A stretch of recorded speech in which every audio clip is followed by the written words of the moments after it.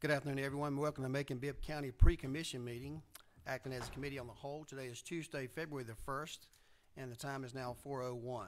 At this time, I'll entertain a motion for the approval of the minutes of the Committee of the Whole meeting from January the 11th, 2022. I get a motion to approve? Motion by Pro Tem Clark, second by Commissioner Howell.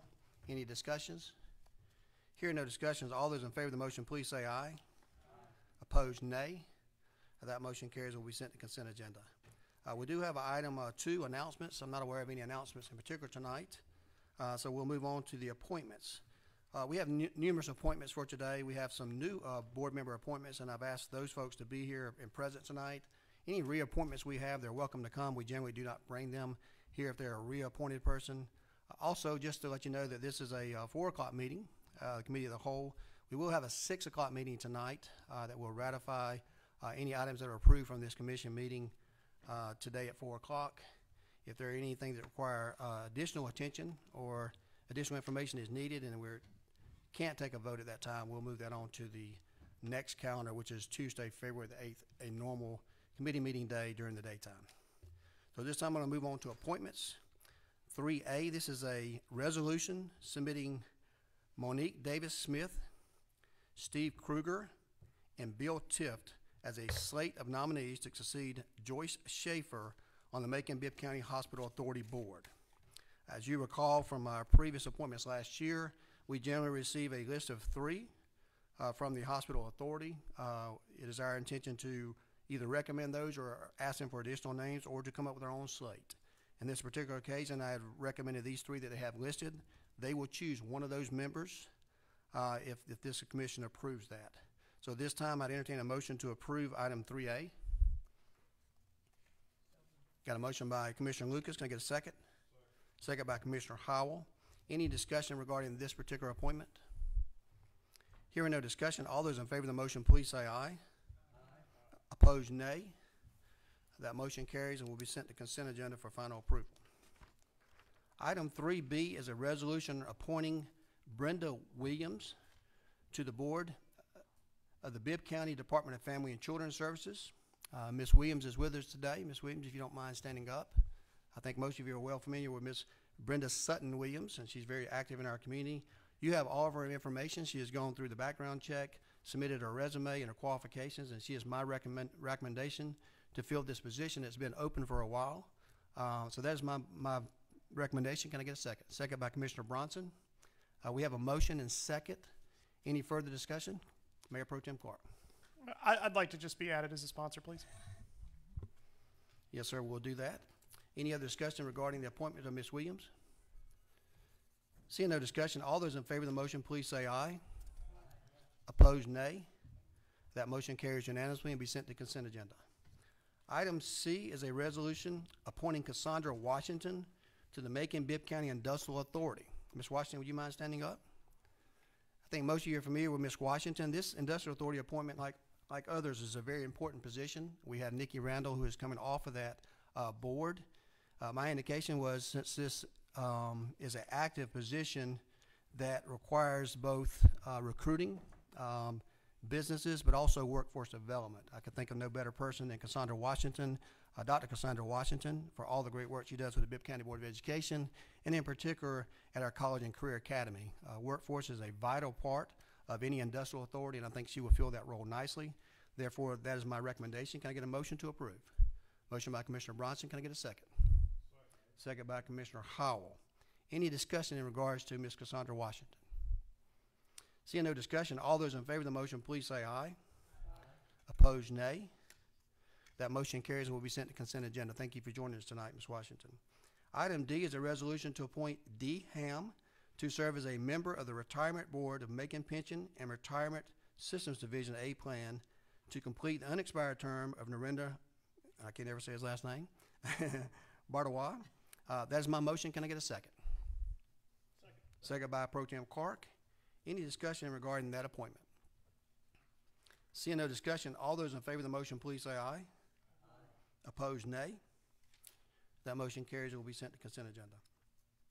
Item E is a resolution reappointing Keisha Stafford to serve as alternate post 2 of the Construction Board of Appeals. Can I get a motion to approve? A motion by Mayor Pro Tem Clark, second by Commissioner Lucas. Any discussion in regards to Ms. Stafford? Hearing no discussion, all those in favor of the motion, please say aye. Opposed, nay. That motion carries and will be sent to consent agenda.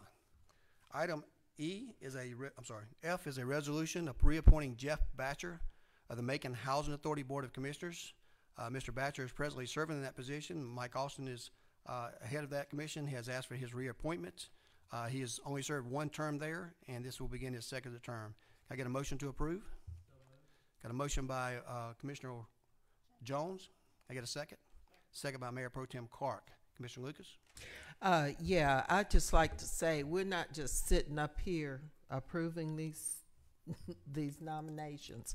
We have read the information. We've been privileged to get the information beforehand, and we've read the qualifications of the nominees, and we have worked with many of these folks. So we're not just going along with these things. I just wanted everybody to know that we have studied this. That's why there's not a lot of discussion on them. We were pleased with the nominations. Thank you, Commissioner Lucas, for bringing that up. And certainly everybody has done their due diligence before casting a vote. We have attached all the documentation, and some of these actually appointments have come from members of this commission as a recommendation for my consideration, and I've done so. So thank you for that. We do have a motion and second. All those in favor of the motion, please say aye. Aye. Opposed, nay. That motion carries unanimously, be sent to the consent agenda. Item G is a resolution of reappointing Judge Sarah Harris to the Region 2 Department of Behavioral Health and Developmental Disability Advisory Board. That is my motion. Can I get a second? Got a second by Commissioner Jones. Any further discussions or questions in regards to Judge Harris? Seeing no questions, all those in favor of the motion, please say aye. Aye. Opposed, nay. That motion carries and will be sent to consent agenda. Item H is a resolution appointing Andrea Cook to the Region 2 Department of Behavioral Health and Developmental Disabilities Advisory Board. Ms. Cook is with us tonight, and she serves as our mental health expert as well. And I understand that Mr. Bronson has also recommended her at a later occasion to the Bicentennial Committee, because you'll see her again.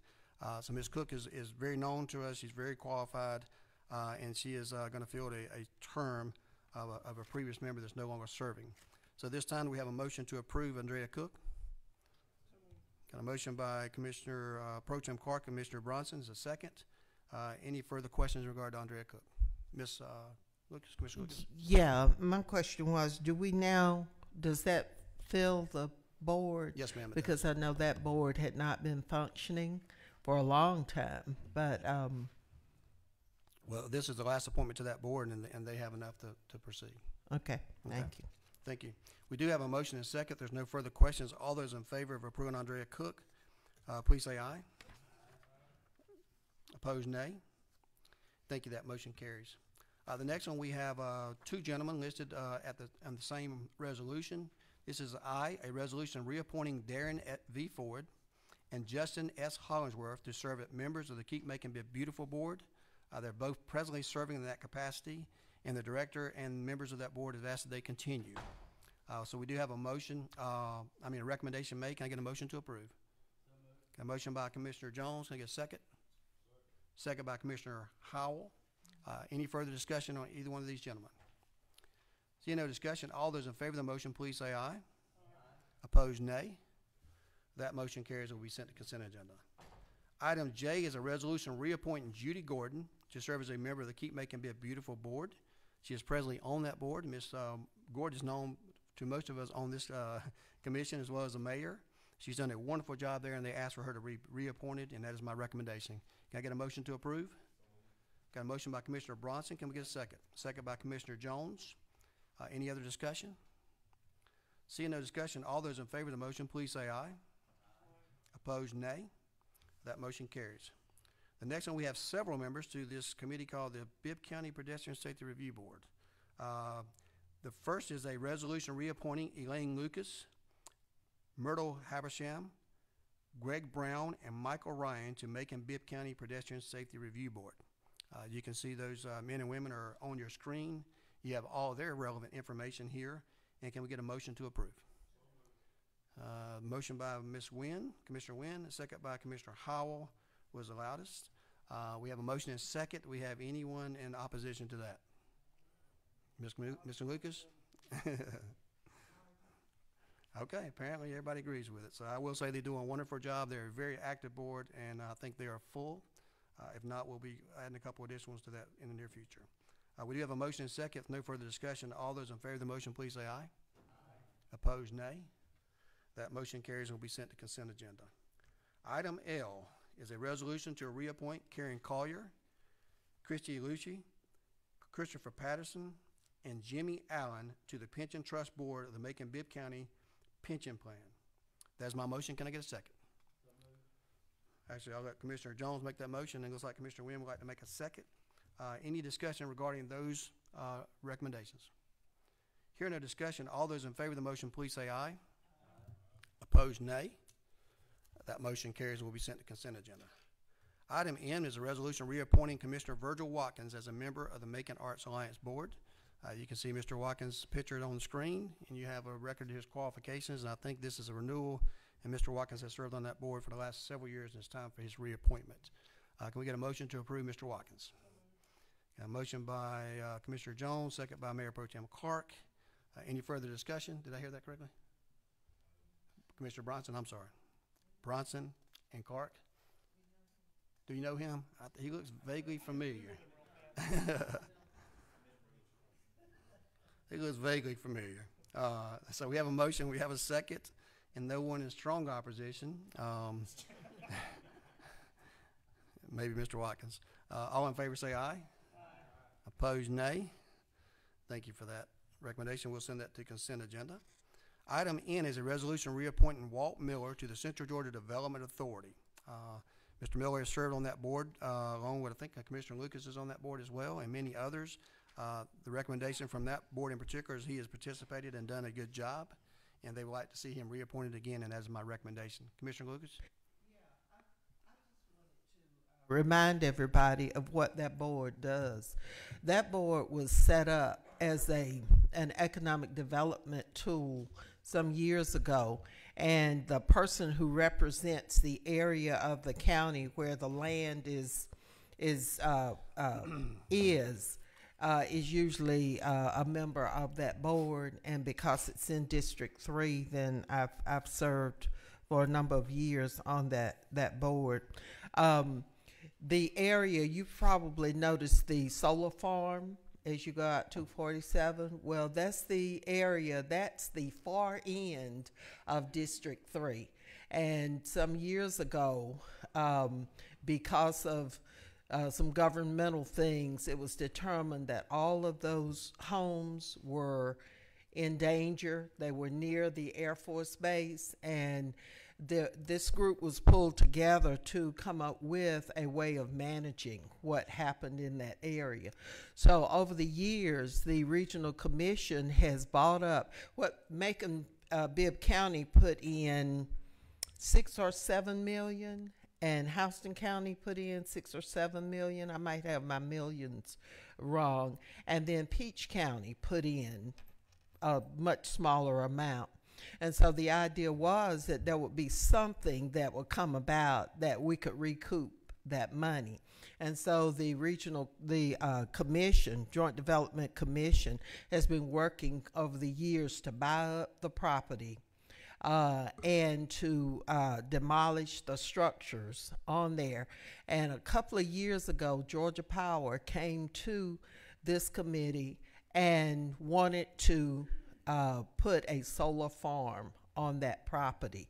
And so not only will Macon-Bibb County and Houston County and Peach County recoup the monies that we put in to start the development authority, but we will be getting millions of dollars each year for a long, long time off of Georgia Power for the use of that. And then the power that's generated is going to be backup for Robins Air Force Base. And so it's a real win for all of us. And it was a wise investment some years ago by those three entities. Thank you, Commissioner Lucas, for sharing that information. I do believe that this is the first year we'll start receiving some funds. that was generated as part of that program, so we certainly appreciate all the efforts on that. We do have a motion and second. If no further questions, all those in favor, please say aye. Opposed, nay. Thank you. That motion passes. We're going to move on to new alcohol beverage licenses, and we do have several of those for consideration tonight. As you recall, at your request several months ago, we included a lot of detailed information on there, including a recommendation by legal and specific information concerning these licenses. I want to draw your attention to 4A, which is a new alcohol beverage license for Easy Mart located at 3253 Mercer University Drive. The recommendation of legal on this particular inspection is to deny the motion. We have our attorney, Frank Howard, here. He's going to let you know the facts and circumstances surrounding this before we get a motion and second and take a vote.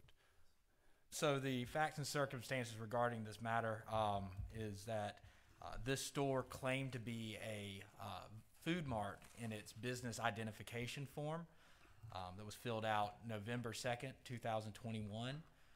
I went and did an inspection to determine whether or not it qualified as a food mart on January 27th, 2022, and determined that, one, there's no gas pumps out front, so it doesn't qualify as a gas station, and two, it did not have any of the items necessary to qualify as a food mart except for bread.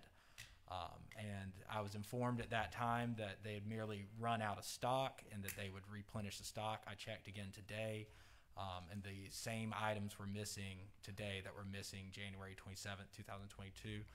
Therefore, I concluded that this was a Vice Mart because it had neither gas stations nor the required food items for a food mart. And so that is why my recommendation is denial because of the moratorium on Vice Marts at this time. Thank you for that information. I'm not sure if they showed a picture up there or not earlier, but if you're familiar with that site, if you're going down Mercer University, there you go.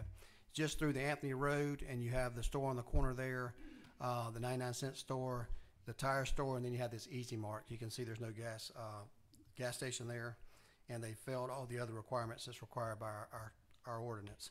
So the recommendation is from legal is denial of that application. Can we get a motion to approve that recommendation? Got a motion by Commissioner Watkins. We get a second.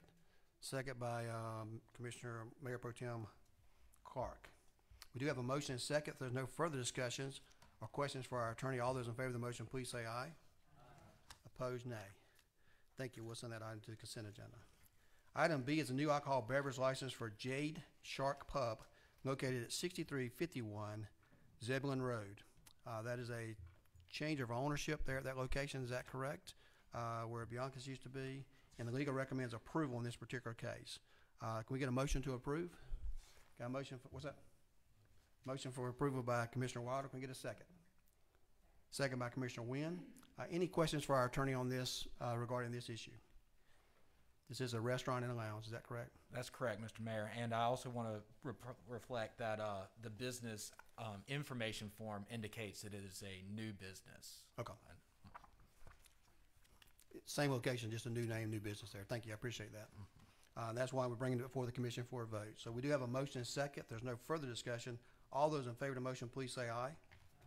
Opposed, nay. That motion carries and will be sent to consent agenda. Item C is a new alcohol beverage license for Marie's Lounge located at 4561 Forsyth Road, Suite A, Macon, Georgia. Would someone like to make a motion for approval of that item? Commissioner Wynn would like to make a motion. We'll get a second. Second by Commissioner Jones. Any questions for our attorney involved in this particular applicant? Anything out of the ordinary, Attorney Howard, on this particular property? No. Okay. We do have a motion and second. If there's no further questions, all those in favor of the motion, please say aye. Opposed, nay. That motion carries and will be sent to consent agenda. Item D is a new alcohol beverage license for Quick Zip located at 3518 Jeffersonville Road. Legal recommends approval, and you can see all the information in their investigation there. Would someone like to make a recommendation for approval or a motion?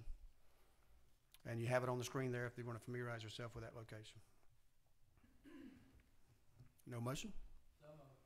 Got a motion to approve by Commissioner Jones. Is there a second? Got a second by Commissioner Lucas. That wasn't very exciting, Commissioner Lucas. We have a motion and second. No further questions. All those in favor of the motion, please say aye. Opposed, nay. I think most of the members here know, but I will let you know that the planning and zoning has placed another moratorium type restriction on properties, particularly those with gas stations. If they have a gas station that is within 500 foot of a residential structure or resident there, they're not approving those at this time. There have been some discussion of whether it's going to be 300 feet to 500 feet. I understand that they're going to, they now have selected a new P&Z director as of today, I believe, and we'll be meeting with him in the very near future, and that's one item I will be discussing with him. Another item I will be discussing with him is the possibility that we'll bring something back to this commission with your acceptance, that we not allow any planning and zoning and business permits for anyone that owes taxes in Macon-Bibb County. So it's something that we are exploring outside of Macon-Bibb County for other jurisdictions that have tried this.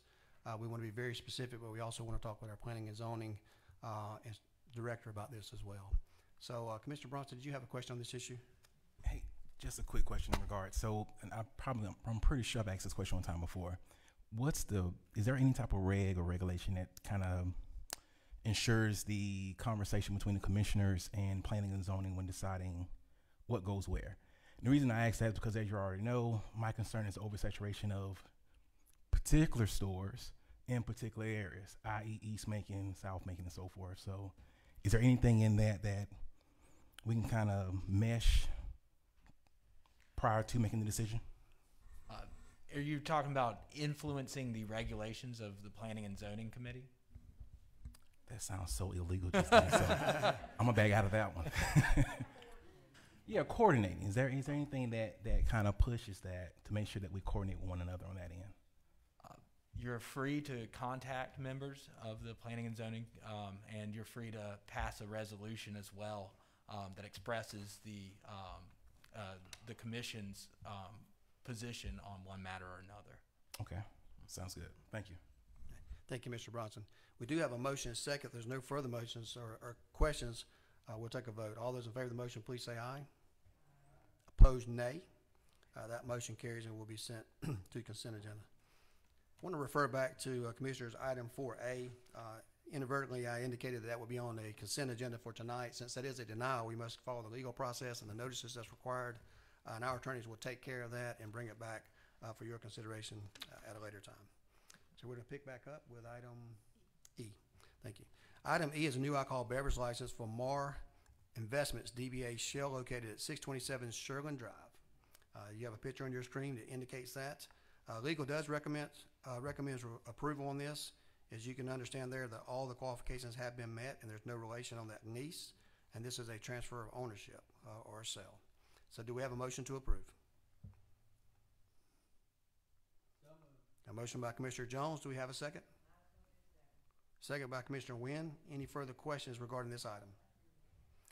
Hearing no questions, all those in favor of the motion, please say aye. Opposed, nay. Was that nay? Nay on Bronson, okay. Excuse me, sorry. Commissioner Watkins? It was a nay. It's a nay, I'm sorry. Commissioner Watkins and Commissioner Bronson both have nays. Thank you. Okay. We will hear that at 6 o'clock for final vote, but we will not put that on consent agenda. Thank you. Item F is a new alcohol beverage license for Maria Investments, Chevron Mark, located at 1179 Eisenhower Parkway. Looks very similar to the last picture, just a different location. We do have a recommendation on this one, and that recommendation is for approval, and they made all the legal qualifications for transfer of ownership on this particular applicant. We have a motion to approve? Got a motion by Commissioner Jones. Do we have a second?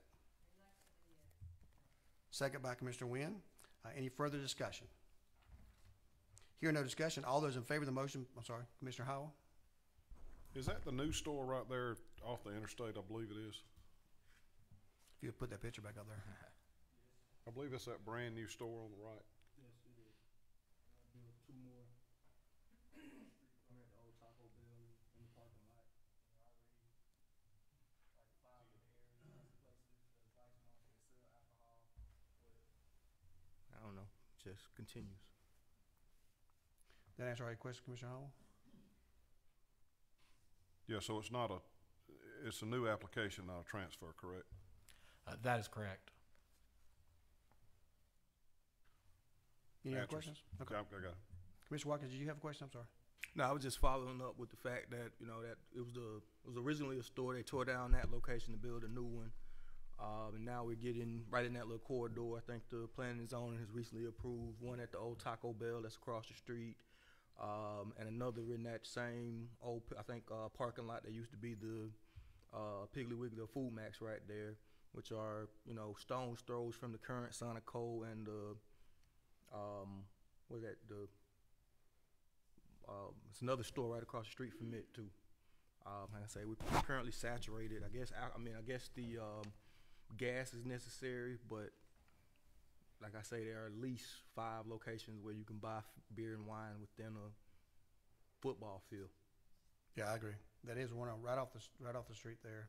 That was torn down right before you enter the neighborhood. I don't think it meets the 500-foot requirement, but certainly one of the other areas I think they addressed in that provision was they wanted it to be on a main intersection, and that any others by residents within 500 feet is ones that they were not going to do. And I think they did deny several at that meeting, but I'm interested in talking to them further about that.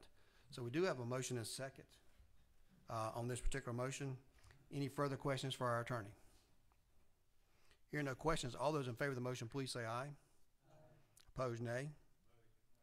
That's a Howell nay, Watkins nay. Nay, nay. 6-2. Right? Or 7-2, I'm sorry. We've got our Mr. Tillman right here. What next item are we on? G? Okay. Item G is a new alcohol beverage license for a mobile food mart located at 3224 Vineville Avenue. Ms. Wynn, do you have a question? No, go ahead and call for a vote, and then I'll have a question. Okay. Well, we've got a picture on the screen there, and that's the address there at 3224 Vineville Avenue, Macon, Georgia, just down, I think, from Jim Shaw's. Is that correct? Yeah. That's where it's located at. The recommendation from legal, it meets all the statutory and legal qualifications for this applicant to get a license, and they recommend approval. Can we get a motion to approve? A motion by Commissioner Howell. Do we get a second? Second by Commissioner Jones. Any further questions? Commissioner Wynn? This says a new alcohol license. Is this a new ownership, or what is the deal on that? This one is a change of ownership, but they did mark that it is a new business. It did sell alcohol before with the other owner. I'm not aware of what was done before. I merely reviewed the application, which shows the current business, but did not reflect on what the previous business had done. Again, this is listed as a food mart. It is, and sometimes I've noticed that these applicants are confused by the business identification options, and so in this case, well, actually, I'm looking at the package to go type identification form, and it checks that it is a gas station. Okay, so it's not a food mart because. It's a gas station. I think you're going back again to the fact that they got Food Mart in their name, Okay. but they identify as a gas station. So we don't have to have the food requirement there, No, ma'am. just because that's in their name. They need to take that out of their name, don't they? So, I mean, I just, I hate to say, I've been in there and there ain't no food in there. Yeah. Any additional questions on this particular item? Hearing no questions, all those in favor of the motion, please say aye. Opposed, nay. That motion carries and will be sent to consent agenda. Item H is a new alcohol beverage license for Macon-Bibb LLC located at 2700 Riverside Drive. There are pictures on the screen there, and you have the location. Do we have any questions for our attorney on this particular item? I think the legal recommends approval on this applicant. Any questions? If not, I'll entertain a motion to approve. A motion by Commissioner Howell. Do we have a second? Second by Commissioner Jones. Any further questions? Mr. Bronson, you have a question? Sure. 2700 Riverside Drive. I see the red carpet in there. Does that help you out any? Okay. It's just past S&S on the left. All right. We do have a motion and a second. If there's no further questions, all those in favor of the motion, please say aye. Opposed, nay. That motion carries and will be sent to consent agenda. Item I is a new alcohol beverage license for R&D Food Mart located at 36 Spring Street, Macon, Georgia. Legal recommends, this is a gas station as well, legal recommends approval. Can we get a motion to approve? Got a motion by Commissioner Watkins. Can we get a second? Second by Commissioner Jones, and this is right here at the corner of Spring Street there next to the fish place, and I forget the name, I'm sorry. I want to say Old Pizza Hut, but we all know where it's at. So we do have a motion and second, and Commissioner Wynn, you have a question? Food mart, but this is not a food mart, it's a gas station. And that is correct, Commissioner. When I determine what type of store it is, I review the business type, package to go business type identification form, and not what they do business as to make my determination. Is it open yet? It's a new business. They're pending some additional zoning requirements before they're open. Yes, they're. Okay. But it is a new business at an existing location that was torn down. Much better than what was there. So we do have a motion and second. Are there any further questions?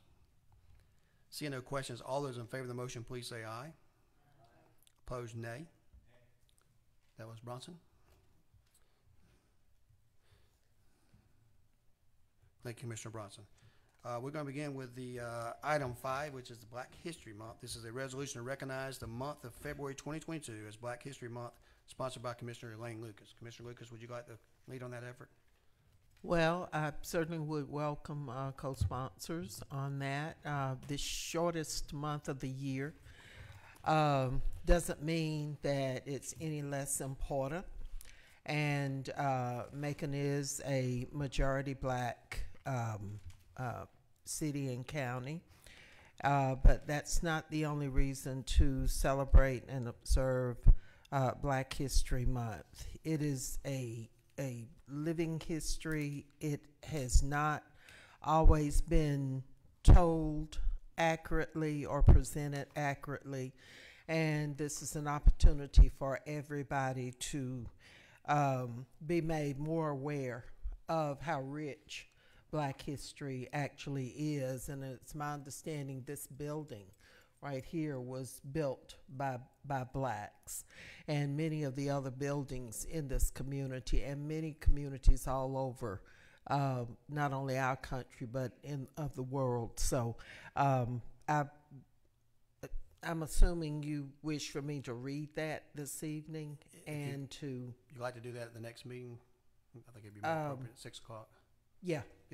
Yeah, we'll do that when we make sure everybody's listening. So I appreciate that information there, and of course, it's not listed as co-sponsor, but I'll be happy to co-sponsor that as well. Okay. We have a motion. Can we get a motion to approve? Got a motion by Commissioner Lucas, a second by Commissioner Bronson. Any further discussion by commissioners? Hearing no questions, all those in favor of the motion, please say aye. Opposed, nay. That motion carries and will be sent to consent agenda, and we'll pull that and do it separate tonight for Commissioner Lucas. All right, we're going to move on to item 6, which is a 401A defined contribution plan. This is a resolution to amend the Macon-Bibb County 401A defined contribution plan. Prior to taking a vote or taking any motions, I'd like to ask Attorney McNeil to give some background information and how we got here on this particular issue.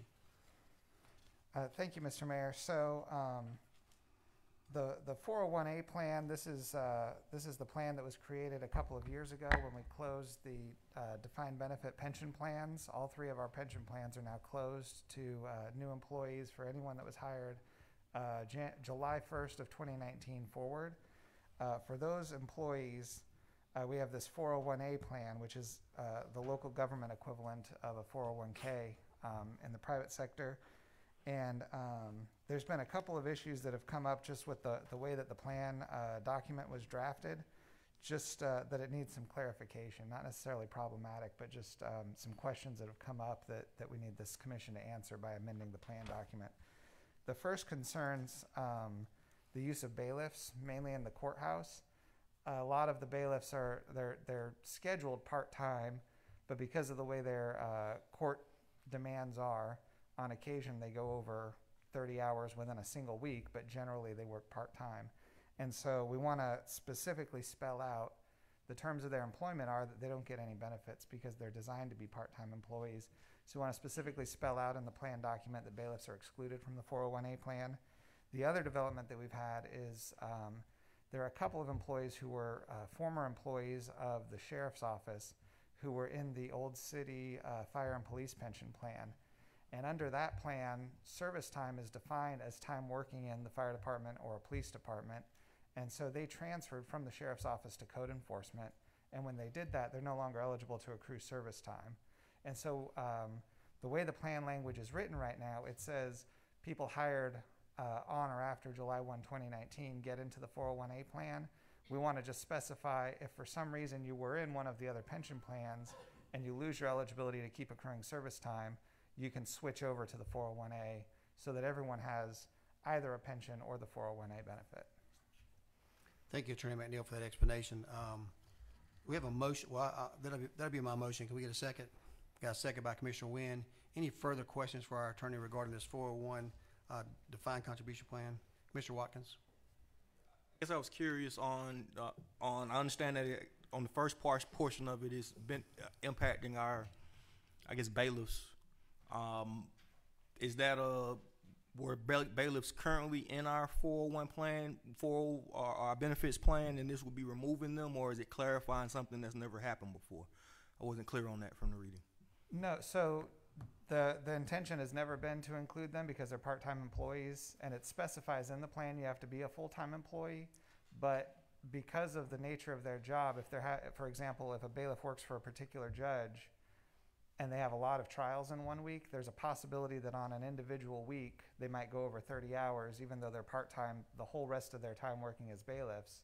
And so we just want to clarify that even if on an incidental basis you cross over that 30 hours a week limit, that doesn't mean that you're entitled to these benefits. You're still a part-time employee, which is the terms of the employment they've signed up for. Okay, so like I say, it's not removing any benefits from someone Right. that's receiving them. It's just, Not kicking anyone out. Okay. And just to clarify,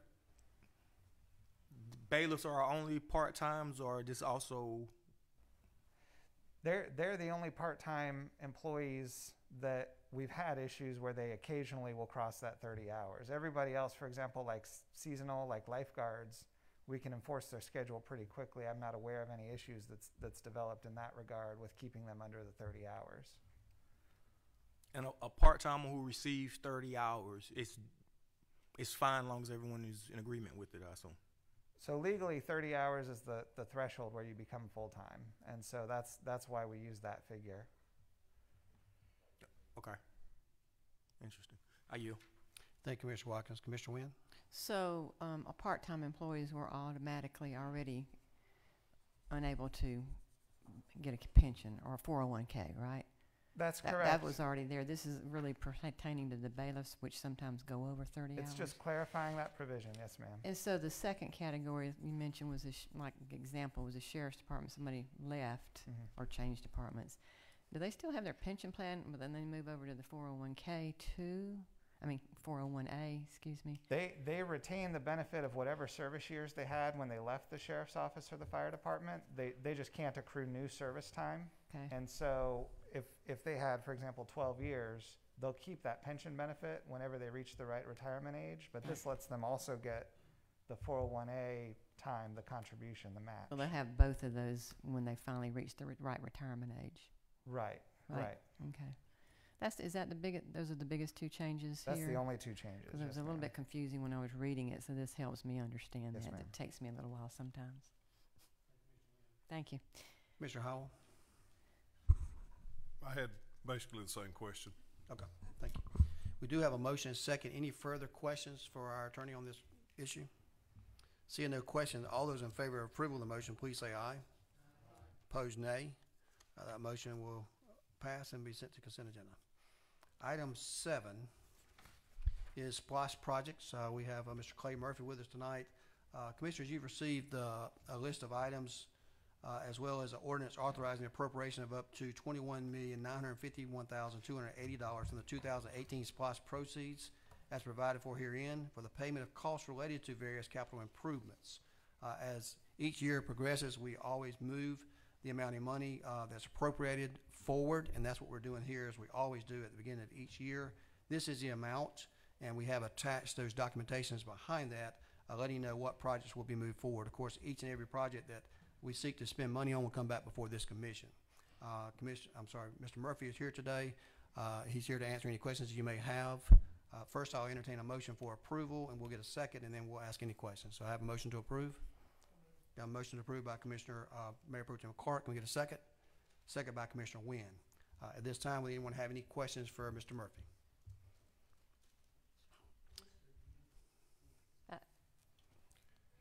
Who had a Well, question?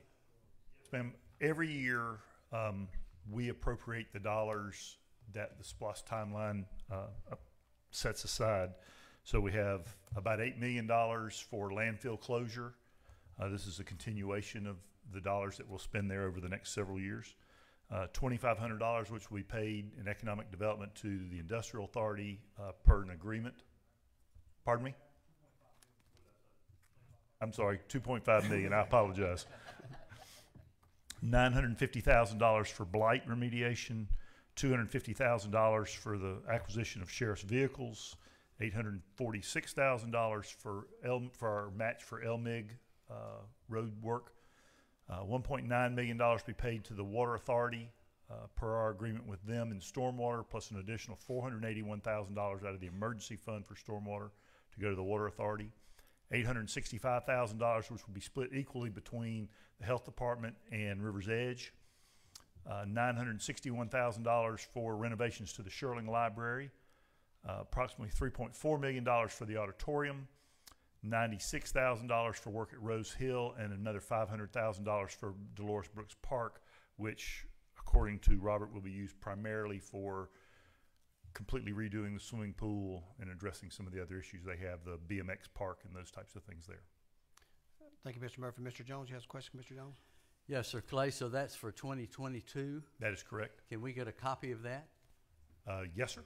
That summary? Yes, sir. Okay. I'll be happy to send it to Ms. Ross? I can do that. Okay. Thank you, sir. Yes, sir. Commissioner Wynn? I had a similar question. These amounts that you mentioned are that are in here tonight are previously appropriated amounts? That is, And this they're, is they're what- not appropriated. Well, not appropriated. Maybe that's not the They've right been word. set aside in the SPLOST timeline as to be spent in 2022. These line items allow us to spend those dollars. In 2022? That is correct. We had already spent money in other prior years. Every year we do this. We come Okay. back for the same, whether it's fire upgrades or sheriff's vehicles, we always do this. I have to say this, there's no money out there for North Macon's Recreation Park. Clay, Okay, Commissioner. that's not for you, Clay. We'll be visiting that in the near future.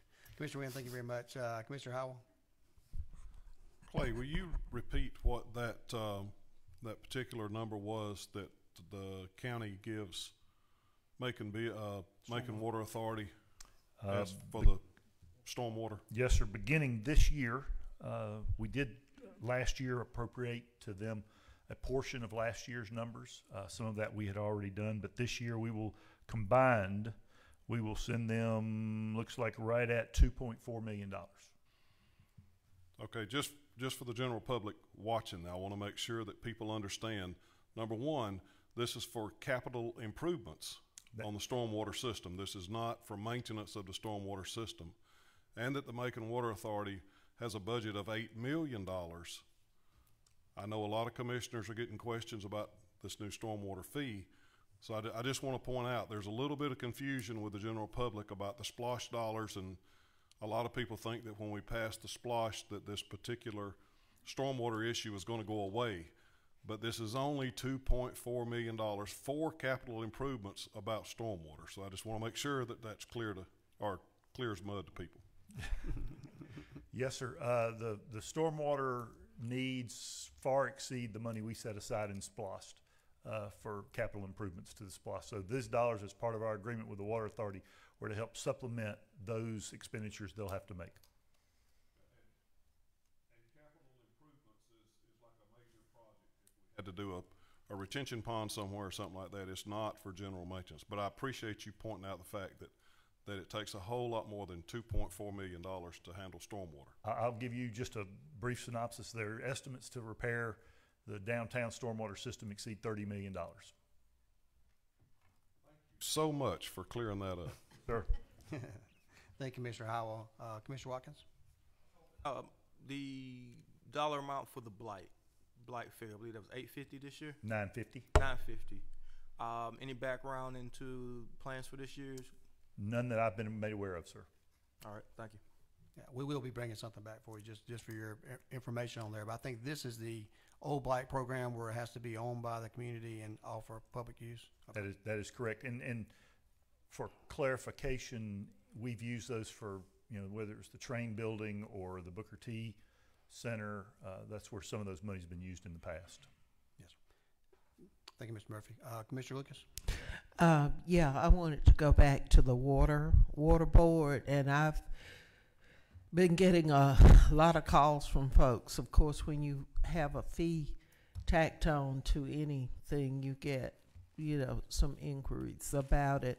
And people are understanding the $4.99 that's been added to the residential. A number of churches and a number of businesses that have just a certain amount of square footage within, say, a strip mall or, you know, a mall area, are not understanding why their fees, the stormwater fees, are so very high. There is an instance of one whose water bill used to be $18 per month, a business that takes up 1,200 square feet of space in a mall area, and their water bill went to $103 from $18 to $103. I'm gonna ask if the two commissioners who serve on the water authority, I know they've been looking into it. The process, there is a process for businesses and churches to get a credit if you can show certain things that you have in place, you know, a water education program, if you've got a detention pond. There are a number of things, but it's an involved process that businesses will have to go through. And so if that can be simplified somewhat, I know it's a water authority issue now, and y'all serve Commissioner Wynn and Howell, and so I just wish that there could be a simpler process for businesses and especially churches. There's some churches that have gone from maybe $50 in water per month to thousands.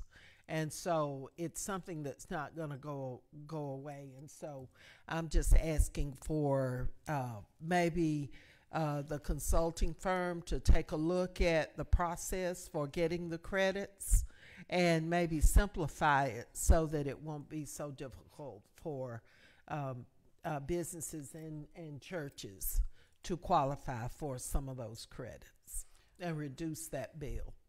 Thank you, Commissioner Lucas, for the information. I know Commissioner Howell will respond to you in just a moment, but before that, I'd like to ask Dr. Moffitt. I think he wanted to say a few words. Yes, you're absolutely right, Commissioner Lucas. I met with the new director of the Water Authority, and he is actively putting together a media campaign for that to work with community, especially when it comes to those credits that you're referring to.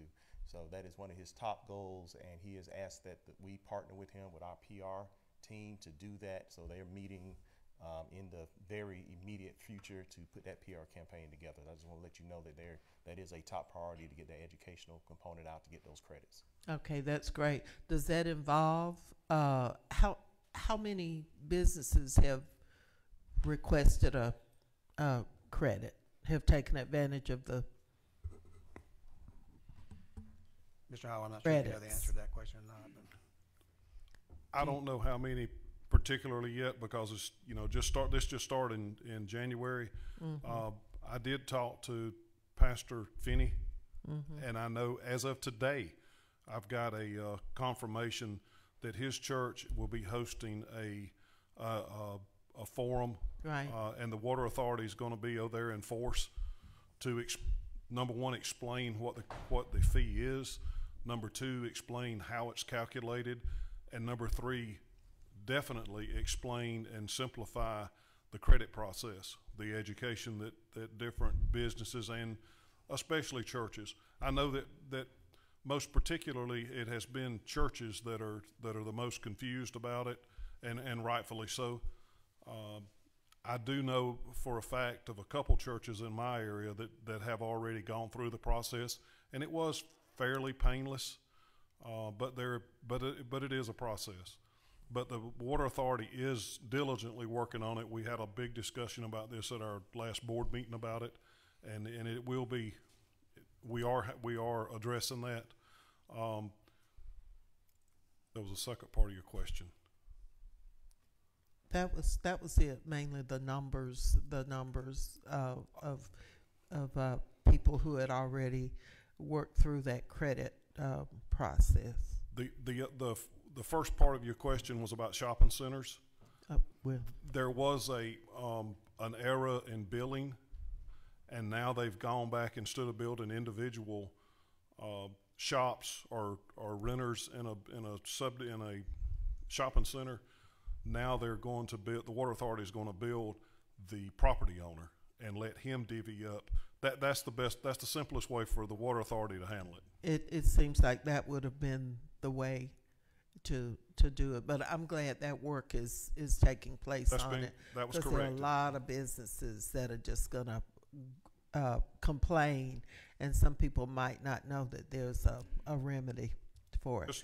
Thank you. Just know that I get as many calls about this as I do green garbage cans. Shh. Cut his mic off. Commissioner Wynn. Yeah, just as a follow-up to what Commissioner Howell said, I saw and spoke to MWA President Joey Leverett today, and he mentioned the meeting he's having with the churches. He's going to have a meeting and go over these credits and how they can try to save money that way. And he also had explained to us about the landlord situation with various tenants in a shopping center. The bill went out incorrectly, as Commissioner Howell has said, and they're correcting that because the smaller tenants in these shopping centers, it should be billed to the landowner. And it was a mistake. It's new. We're starting out, but they're correcting that, so that'll be corrected too. But he really, President Leverett really is concerned about the concerns of the churches. He says, I feel your pain. A lot of churches don't have, memberships are down and money's down. So he says, I'm concerned about it. We're going to meet with them and try to get them signed up for whatever credit they can get. So he's going to be working with them. Thank you, Commissioner Wynn. Commissioner Watkins.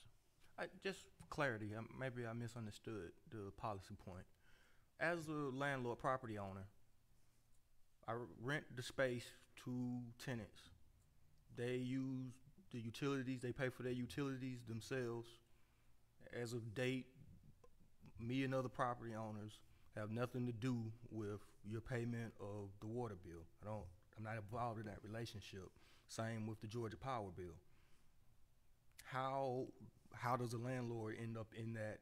So landlords are just gonna start getting bills that we haven't been billed for before? I'm not on any of that paperwork. I think that two things. Number one, that this is not our area. This was transferred over a year and a half, 2 years ago to the Macon Water Authority. But I think in simple terms, to answer your question is, the bill is not figured up just on your water bill. That's how it's billed. The service is billed through you, but it's calculated based on the surface area that you owned. And as a owner of that establishment, that whole building there, you own the property and you own the parking lot. I think what they're indicating that they're gonna, because you may have a 50,000 square feet shopping center with one tenant that has 1,200 square feet, but you have to pay for that entire amount of surface. So it makes sense that the owner would be responsible for that, and it would be his or her responsibility to divide that up based on the percentage of the shopping center that tenant holds and the surface area they hold. So I think they incorrectly, in a situation like the one I just described to you, billed the individual tenant for a large amount of property that he or she had no access or control over that on their water bill, and now they're attempting to go back and do that for the property owner, so that person can prorate that based on the square footage that tenant holds or the property they hold in that surface area. So, Mr. Howell, I'll let you explain that better, but that's my attempt at it. If you know of anything other than that. That's pretty much what he said. The Water Authority's approach is, it's not our responsibility to figure out to bill each individual tenant, because tenants come and go. We're interested in the property owner, just like the residential owners and everybody else. That particular property, let the property owner decide who's going to pay what, because as the mayor said, you may have a grocery store and a barber shop in the same thing. Well, the way that it originally was, they just kind of divided it up between the tenants, and it's not an equal use. So that's why it's, but again, that's a water authority an issue and not Macon Water. And one last thing, Commissioner Lucas, the town hall that I mentioned, that is next Tuesday night at that pastor's church for your people that ask. So just for clarity, it sounds, so there is the service fee of me using the utility, and then there is an additional tax almost on my property. Is that, so that's not coming in a monthly bill, that's gonna be a part of the new property tax bill that comes from the tax assessor on an annual basis? Or? No, it's gonna come in as a bill to, I guess, the property owner. Is that correct, Mr. Hall? It'll be a fee that'll be handled by the Wade McCord's office, but it's a fee, it's not a tax. And yes, it will be. There are people that will be getting a stormwater fee that do not even have water or sewer services from Macon. I think we're picking up about 7,500 new clients. So yes, to answer your question, yes, you will get a bill from Macon Water Authority for stormwater. Okay, but that'll be handled by the tax commissioner, and I guess at the same time the regular taxes are due? It'll be handled by the tax commissioner. I'm not sure when it's due. I think it's monthly. The school, and the example I used was the school that I have, where we have 1,200 square feet in the Rosie's Shopping Center in Northeast Plaza. And the bill came as a part of the water bill. We have our individual water connections, and instead of it being $18 as it has been for the, how many years, 10, 11 years we've been in business, 4 of them at that location, it was $103, and it came from the Water Authority, not from Wade McCord.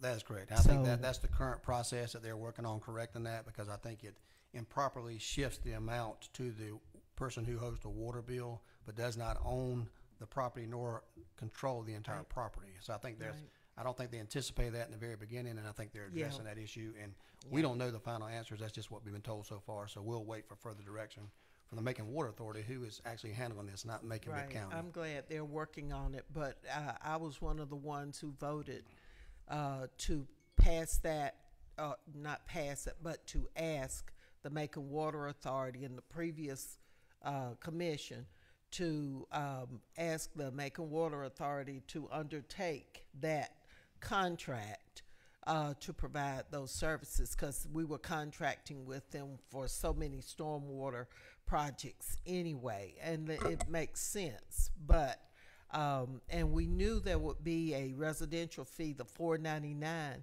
I don't think anybody anticipated the business fee in it being so high. So anyway, thank you, Commissioner Lucas. Thank you, Commissioner Watkins. Do you have further follow-up? I'm sorry. I'll yield. I'll wait for more information. Okay. Seems to Thank be you, developing. Commissioner Watkins. I think, like Commissioner Lucas said, the $4.99 didn't really affect anyone. It's been out there for almost 2 years. Nobody thought about it until they got that bill, and I think some people had sticker shock. People that own a large surface area in Macon-Bibb County all of a sudden have a large bill, and it is a fee, and that is why churches and nonprofits and hospitals that are nonprofit incur the same fee, because they could not incur a tax, because that would be something that's not authorized under law. But this is a fee, and I'm glad Mr. Howell brought that up. So let's move back to our business that we have, and this is a 7A SPLOST. Thank you, Mr. Murphy, for that. We do have a motion and a second, and no further questions on this particular issue, and we'll go ahead and take a vote. All those in favor of the motion, please say aye. Aye. Opposed, nay. That motion carries and will be sent to consent agenda. Item B is a companion to that. It's a resolution to approve the 33rd amendment to the 2018 SPLOST project timeline and budget as presented by the SPLOST project manager. That's my motion. Can I get a second? Second by Commissioner Howell. Any questions for Mr. Murphy in regards to this particular item? Seeing no questions, all those in favor of the motion, please say aye. Aye. Opposed, nay. That motion carries and will be sent to consent agenda. Item 9 is a resolution, 9A, authorizing the acceptance of concessions rent relief airport rescue grant award from the Federal Aviation Administration in amount of $14,657 with no local match to be used to provide economic relief from rent and minimal annual guarantees for in-terminal concessions at the Middle Georgia Regional Airport. Most of you familiar, last year at this same exact time, we did the same exact thing, no local match required. They completed all the paperwork necessary, and they're just asking us to ratify this for concessions. So can I get a motion to approve? Motion by Commissioner Wynn. Can we get a second? Second by Commissioner Lucas. Any further questions in this regard? Hearing no questions, all those in favor of the motion, please say aye. Opposed, nay. That motion carries and will be sent to consent agenda. Item B is a resolution authorizing the acceptance of the Airport Rescue Grant Program Award and the Federal Aviation Administration in the amount of $1,084,325 with no local match to be used for operational expenses and debt service payments at the Middle Georgia Regional Airport. This is how we generally pay the bills out there. This is a grant that we have received with no local match. We have a motion to approve. Got a motion by Commissioner Howell. Is there a second? Second by Commissioner Wilder. Any questions regarding this item? Seeing no questions, all those in favor of the motion, please say aye. Opposed, nay. That motion carries and will be sent to consent agenda tonight.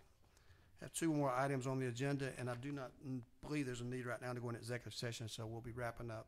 Does anyone need to take a comfort break? No? Okay, we'll keep moving on. Item 10A is a resolution authorizing the mayor to execute a purchase agreement with Apparel Authority, LLC, for the purchase of uniforms for the Macon-Bibb County Fire Department in the initial amount of $205,586 with additional guaranteed pricing for a term of 3 years to be paid from the fire department budget, fire suppression, other supplies, uniforms line item. That is my motion. Can I get a second? Second by Commissioner Bronson. I think we have all the procurement information attached to you on how this was done. Chief Edwards is asking for new uniforms that will come out of his budget. Our attorney is here to answer any questions you may have, and Mr. Bronson, I'll go ahead and Commissioner Bronson let you ask your questions before she speaks. It's be added as a co-sponsor. Added as a co-sponsor. Thank you very much, sir. If anyone else would like to be added as a co-sponsor, please let Ms. Ross know. And you have anything in addition to add to it? I think that about covers it. Good evening, Commissioners. Mayor Miller. I'm Assistant County Attorney Adriana Beavers, and we worked on this Apparel Authority contract. This is going to be over a period of 3 years. So our first payment for our first order will be the $205,586, and then going over the next 2 years, at however many uniforms are needed, they'll be bought at a guaranteed price. Thank you. Any questions regarding that?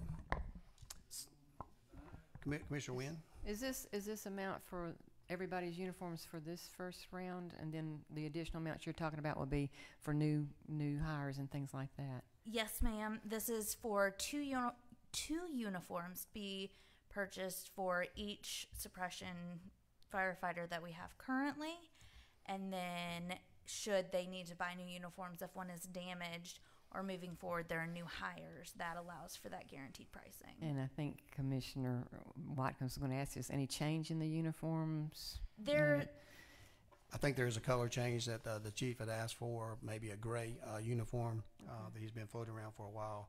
But the design is basically the same. I think there is an additional color, and I think that is gray, if I'm not mistaken. That is my understanding, sir, yes.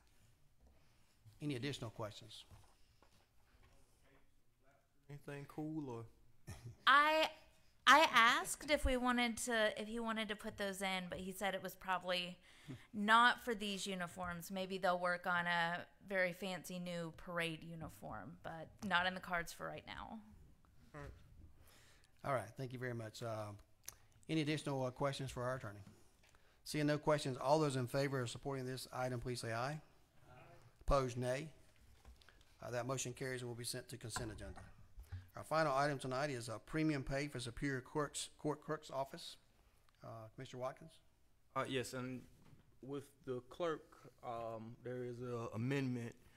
The amendment upgrades it to include all courts and clerks. So the financial change would be a change from 37 employees to very close to 70. and it changed the financial amount from up to 50,000 to up to 100,000. And so this will cover all the offices that are operated by constitutional officers and elected officials.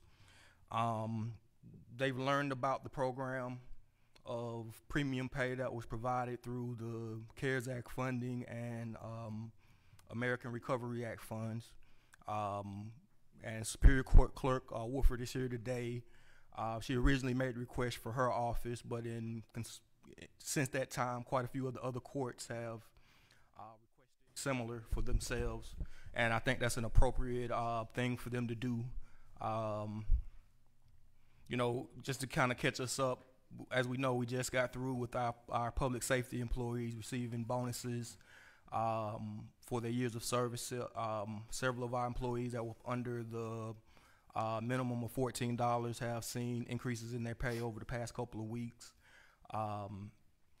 Many of the court staff have worked throughout the pandemic with with limited additional supplement. The way that my understanding of the premium pay law works, that it allows us to honor their previous time served working for us. A lot of these courts, I think some members sadly have died. There's been sickness throughout, and they've persevered. They're dealing with, just like a lot of our other places, issues of staff shortages and having difficulties filling.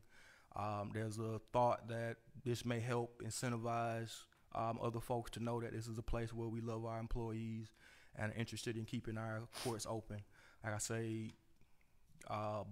the amendment is to, I guess, address the general idea of fairness with this in terms of providing bonuses to our employees. This covers, with the additional stuff we've already done, a very large portion of our employees that, could receive money. But I'll yield to Clerk Wolford. Let me go ahead. We're gonna, this is an amended motion to the previous item on the agenda, is that correct? Yes. Okay. Commissioner Watkins has asked for an amended motion to amend the item that's previously marked on the agenda as 11A. Do we have a second in that regards? Second by Commissioner Lucas. We have a motion and second. My understanding is if we have a motion and second, if this item passes, then we'll consider all the items in his agenda. If the item fails, we'll only consider the clerk's, Superior Court clerk's office in this agenda. Is that correct? That's correct. Okay. And we'll take those one at a time. We have a motion and second. Okay, is there discussion on that? Yes, there's discussion. Okay. We have a motion and second as far as adding this to the agenda. Any discussion on that particular item? I saw Commissioner Tillman's light on. I don't have an issue as far as adding it to the agenda. I just knew at some point that we as commissioners were going to have to address some of these issues, especially when folks hear and saw that we are trying to first satisfy our public safety officials, because some of us look at it as their jobs are essential, and others, like the constitutional officers, see their employees as just as essential. I think we do need to come up with something for all of our general employees at some point. I'll remind us that back during COVID, when we were trying to implement and make sure that everybody was safe and was going to be here, we offered incentives for part-time and full-time. And so I know sometimes we look at it as part-time versus full-time, public safety versus essential, and so forth and so on. But ARP money has been sent to communities across this country just for this purpose. I sympathize in particularly with the clerk's office because we know that it is vital. It serves this entire community and our courts, and things that have happened down there with sickness and death, and it continues. I don't know if this is the only thing that we can do, but I think this commission certainly wants to do its part. So I hope we can pass this, and even Mr. Mayor, your administration can look to see how we can further satisfy all these constitutional officers and our general employees, because we do want them to know that we are aware of their situation, and that in dealing with the public, all of you are essential and are important to this community. And so if not today, this portion of it we can deal with. I'm not going to put any additional strain on this administration, but I think we all, as commissioners and this commission and administration, want to see our employees taken care of. So I would just hope we don't get bogged down, and especially when we use language as if this doesn't pass, and if that. We have the money to do all of this, and I think we all ought to be on board with how do we satisfy all of our employees, because the word is out. I received more calls in the last week from good folks and friends that I generally don't usually hear from on this issue, asking questions, and you know, one even had the audacity to ask me some service of somebody that they know that I knew, how long they been working. So they trying to add the money up, and you know, it's just like when we was back in Major Brunson, is it Major? You'll recall that doing Desert Storm, Desert Shield, you're a little younger than I am, but you still will recall this. If you went overseas to Desert Storm, Desert Shield, you were treated a little bit differently, you know, because you had different shoes on, or your uniform was different, but we were all military, but they kind of looked at us differently because we didn't go over to Iraq. So when you receive certain amount of money, you know, other employees kind of look at you different. And they go to asking questions and you know, thinking, oh, you're smiling a little bit more because you got this extra money, as opposed to you like working for Macon-Bibb. So I'm just hoping that we can do this for all of our employers at some point, and especially our clerks, because of course we want to take care of our own personal clerk over here and the rest of you all. But I would just say I did receive calls from judges, 2 in particular, and then even bailiffs that I don't quite often hear from. So, Mr. Mayor, we got our hands full, and our attorneys, and we got to just figure it out and make sure everybody's satisfied and see how we can help serve this entire workforce. Thank you, and I yield. Thank you, Commissioner Tillman. This is in regard to the motion to amend the agenda. Commissioner Clark, Pro Tem Clark. Yeah, I just had a question for somebody that's more familiar with the regulations than I am. I don't know if that's Ms. Moore, Keith, or Dr. Moffitt, excuse me. I'm curious if the ARP or regulations allow for general premium pay across the board. What are the caveats there for people? Can you, I mean, because we have an amendment before us to expand. But it seems, to Commissioner Tillman's point, it does seem, you know, I received the same emails that we got this weekend asking for an expansion of this, and I want to make sure that we're able to offer, you know, equitable distribution of these funds across our departments, and I just don't know if we can. Attorney McNeil. Thank you, Mr. Mayor. So the way the ARP guidelines read, and they just published their final rule a couple of weeks ago, but we're allowed to fall under the final rule, which is a little more liberal than the interim final rule that came out about a year ago. You have to be an eligible worker, and you have to be doing what they call eligible work. And if you do that, then you're allowed to give retroactive premium pay back to when the federal COVID state of emergency was first declared, which was January of 2020, for work done then forward until whenever that expires. That state of emergency is still continuing today. The definition of eligible worker includes all government employees. And so all employees of any state, local, tribal government are automatically meet that definition. Eligible work is defined to include any work where you have regular contact with other people, and it includes both face-to-face contact and also just common touching of the same objects, like if you're passing documents back and forth. It specifically excludes time when you're doing telework or when you're working from home or something like that where you're not in contact with other people. The limits of that are specified in the rule are that anyone that is FLSA non-exempt, meaning they're eligible for overtime pay, is eligible to receive premium pay under ARPA.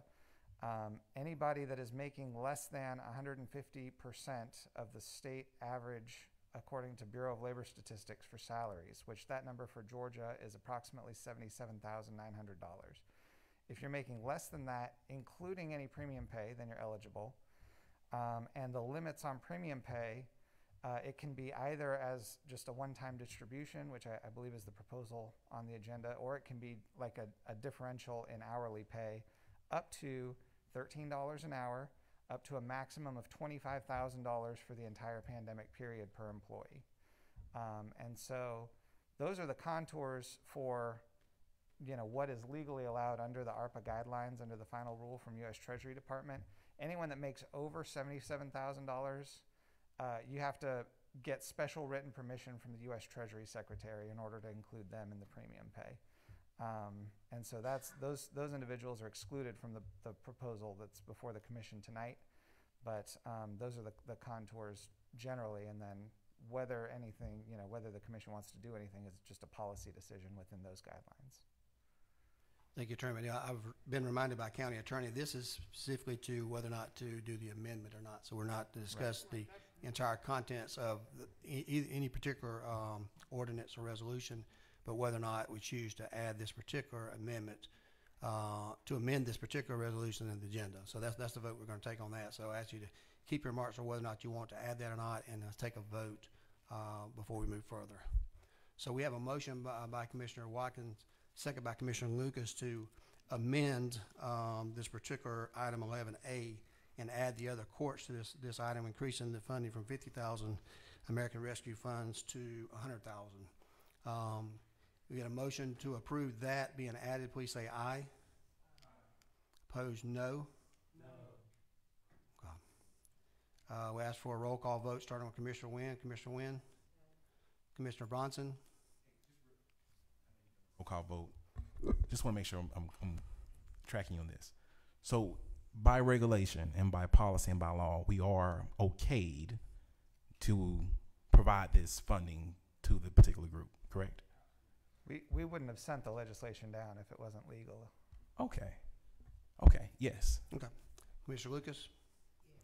Commissioner Jones? No. Commissioner Clark? No. Commissioner Wilder? No. Commissioner Howell? No. Commissioner Watkins? Yes. Commissioner Tillman? Yes. Okay. Okay. County Attorney says motion fails to amend the agenda to add the additional items. So we'll move forward with the premium pay for Superior Court Clerk's Office. We have a motion sponsored by Commissioner Watkins that's been attached to the exhibit and published. You had that before you for $50,000. We have our Clerk of Superior Court, Ms. Erica Woodford, here today. So I want to ask Commissioner Watkins and our Clerk of Superior Court to make any presentations they want to at this time, allow for questionings, and then we'll take a vote accordingly at that time. So Commissioner Watkins, I'm not sure if you or Ms. Woodford would like to go first. Thank you, Ms. Woodford. Thank you. Thank you, Mayor Miller, commissioners. Good afternoon, I think, almost evening. Thank you all so much for the time. I'm here on behalf of my staff because since the first meeting we had in this room, Friday, March 13th, 2020, when the EMA was here, the hospital representatives were here, Board of Education, we were all talking about the pandemic, this new thing called COVID-19. And what we were going to do and how we were going to act. Per the statute, the Georgia Code, the clerk's office is required to stay open unless the government closes. So if there was inclement weather or some special holiday, the government decided to close, fine. If the government says, okay, you may close if you want to, we still have to stay open. So we've been open and operating business since before the pandemic, during the pandemic. Our office, however, has been hit several times. We've had to close our doors to the public 2 weeks this year, and this is just February 1st. And I believe 2 weeks last year in 2020, and maybe 1 week last year. And it's because of the fact that we are heavily public facing. Our clerk's office, we handle thousands of documents, paperwork, court pleadings.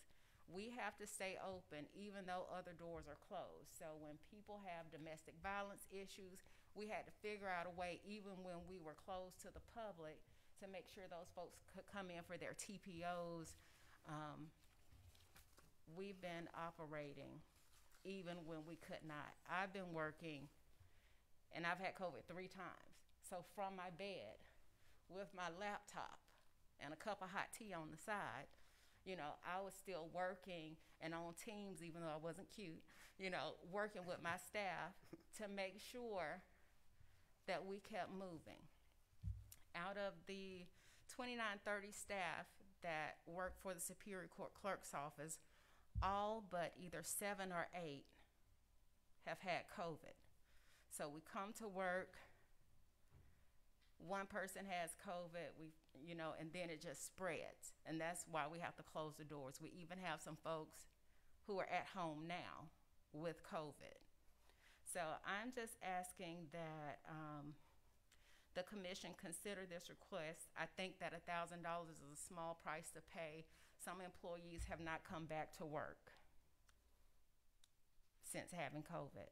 And, you know, it's just taxing on the staff, but we try to stay positive and hopeful. We know that brighter days are ahead, but yet we will continue to work.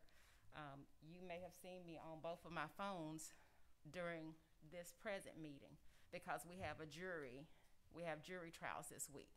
So even though there's still a pandemic, there's still Omicron, we're still working. I've been exposed to jurors this week, even though yesterday afternoon, one of the jurors called after being there. Oh, Ms. Woodford, I was exposed to COVID. Should I come back to ma'am, why did you come? Why didn't you let us know ahead of time? This is the type of stuff that we're dealing with. But we have to, and we do it with a smile and with grace. So I just ask that you all consider that. I'm open for any questions. And I did hear Attorney McNeil say up to $25,000 per employee. Now, we could request to modify that meager $1,000 token of appreciation of 25. Any amendments? But we'll be happy if the staff gets 1,000. We do have that cap of 77,000. So that means that my upper level staff members will not get the $1,000. I will not get the $1,000. I do not want the $1,000. I'm just happy to serve the citizens. So at this time, if you all have any questions for me, I'll be happy to answer them. Otherwise, I just request that you approve this motion. Okay. And I will say one more thing. I apologize, Mr. Miller. The other courts in the courthouse, they've all had to pivot. They've all been hit hard. And, you know, in solidarity, I support them as well and their staff in getting the $1,000, even though I know that's not on the table. But I just wanted to put that out there. Thank you, Ms. Woodford. We have a couple of questions. Mr. Howell? Mr. Howell? With all due respect to this clerk and to the other courts and to the other courts that ask for the money, and to, once we open this Pandora's box, to all of the different sections of our government, I respectfully ask the commission to, let's table this,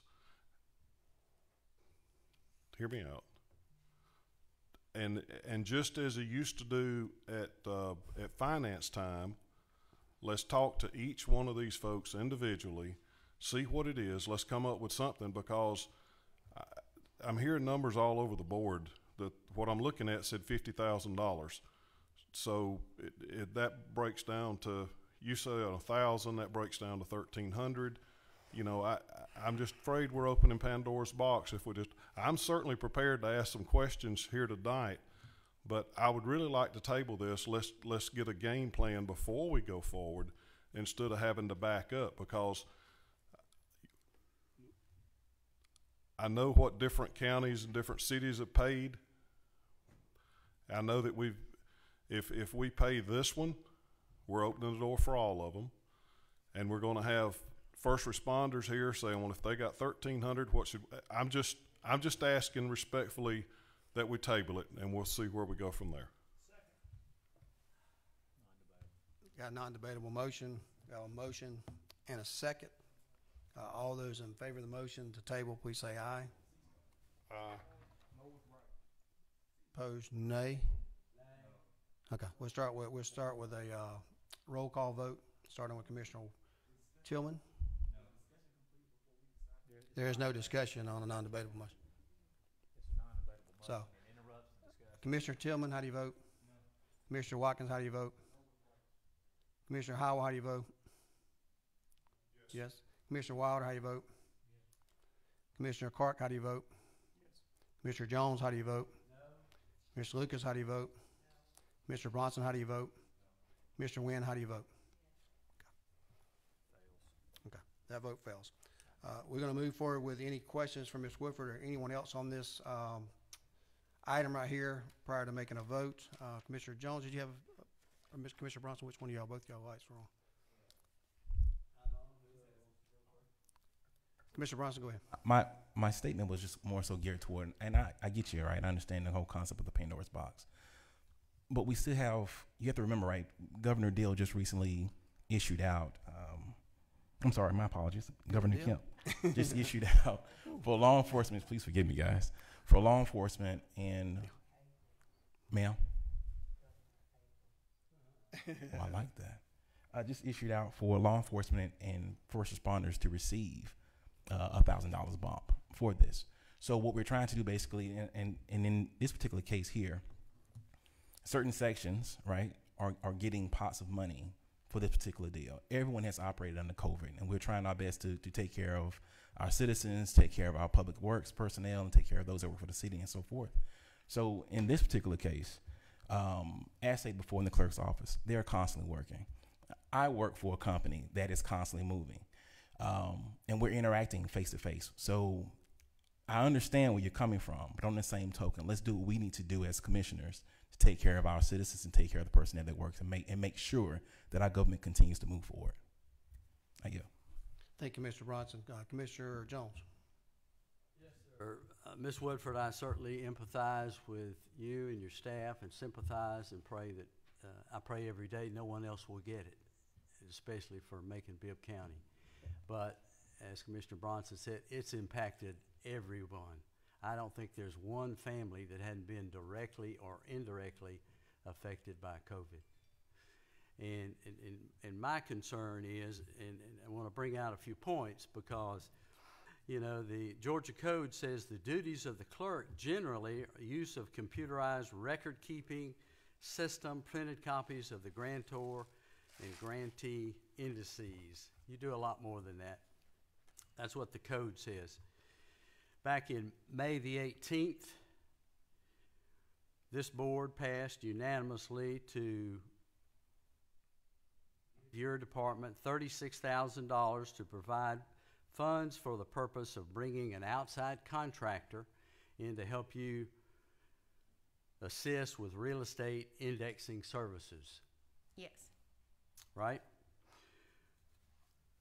November the 2nd, we passed, this board unanimously again passed a supplemental budget, $63,840 to give you 2 additional positions, specifically to help with real estate positions, you know, that work. Everybody seems to be a little behind, but when you check around for the surrounding counties, and you can go to the GSCCCA site, I know you're familiar with that. You check on Jones County, they're good through January the 26th, much smaller county. Understand that. Monroe County, they're good through January 26th. And Houston County is good through January the 27th. Houston County actually does more real estate business than Macon-Bibb. I don't know if you realize that, but they do. And I'm in the real estate business. The Bibb County office is good through October 31st, 2021. So you say, what's the big deal?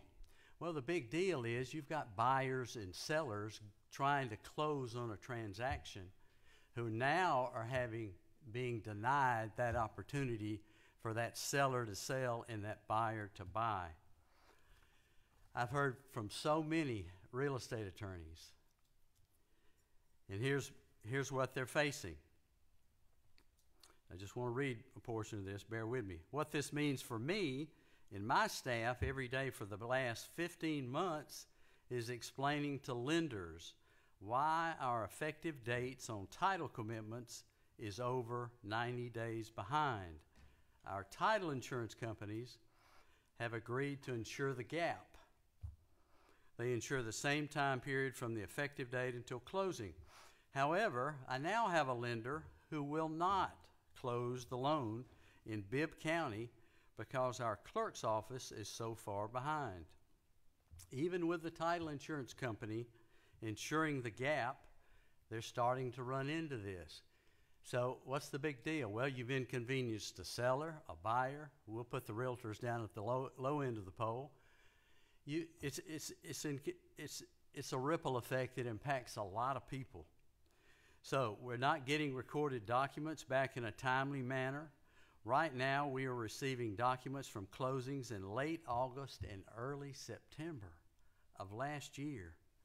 This means we have buyers and lenders waiting on their documents that have been recorded. We receive at least 15 emails a day. This is coming from several real estate attorneys, from lenders asking for their recorded documents. We explain over and over again that our clerk's office is behind due to COVID. It impacts us all. And their response is that other counties aren't behind. For example, we closed a loan on December the 29th in Spalding County. We mailed the documents to the clerk's office in Spalding County, and we got them back yesterday. That's a 2-week turnaround. 2021 tax bills and garbage bills for the fourth quarter were sent out to the wrong owners. It's causing a mess at the tax commissioner's office.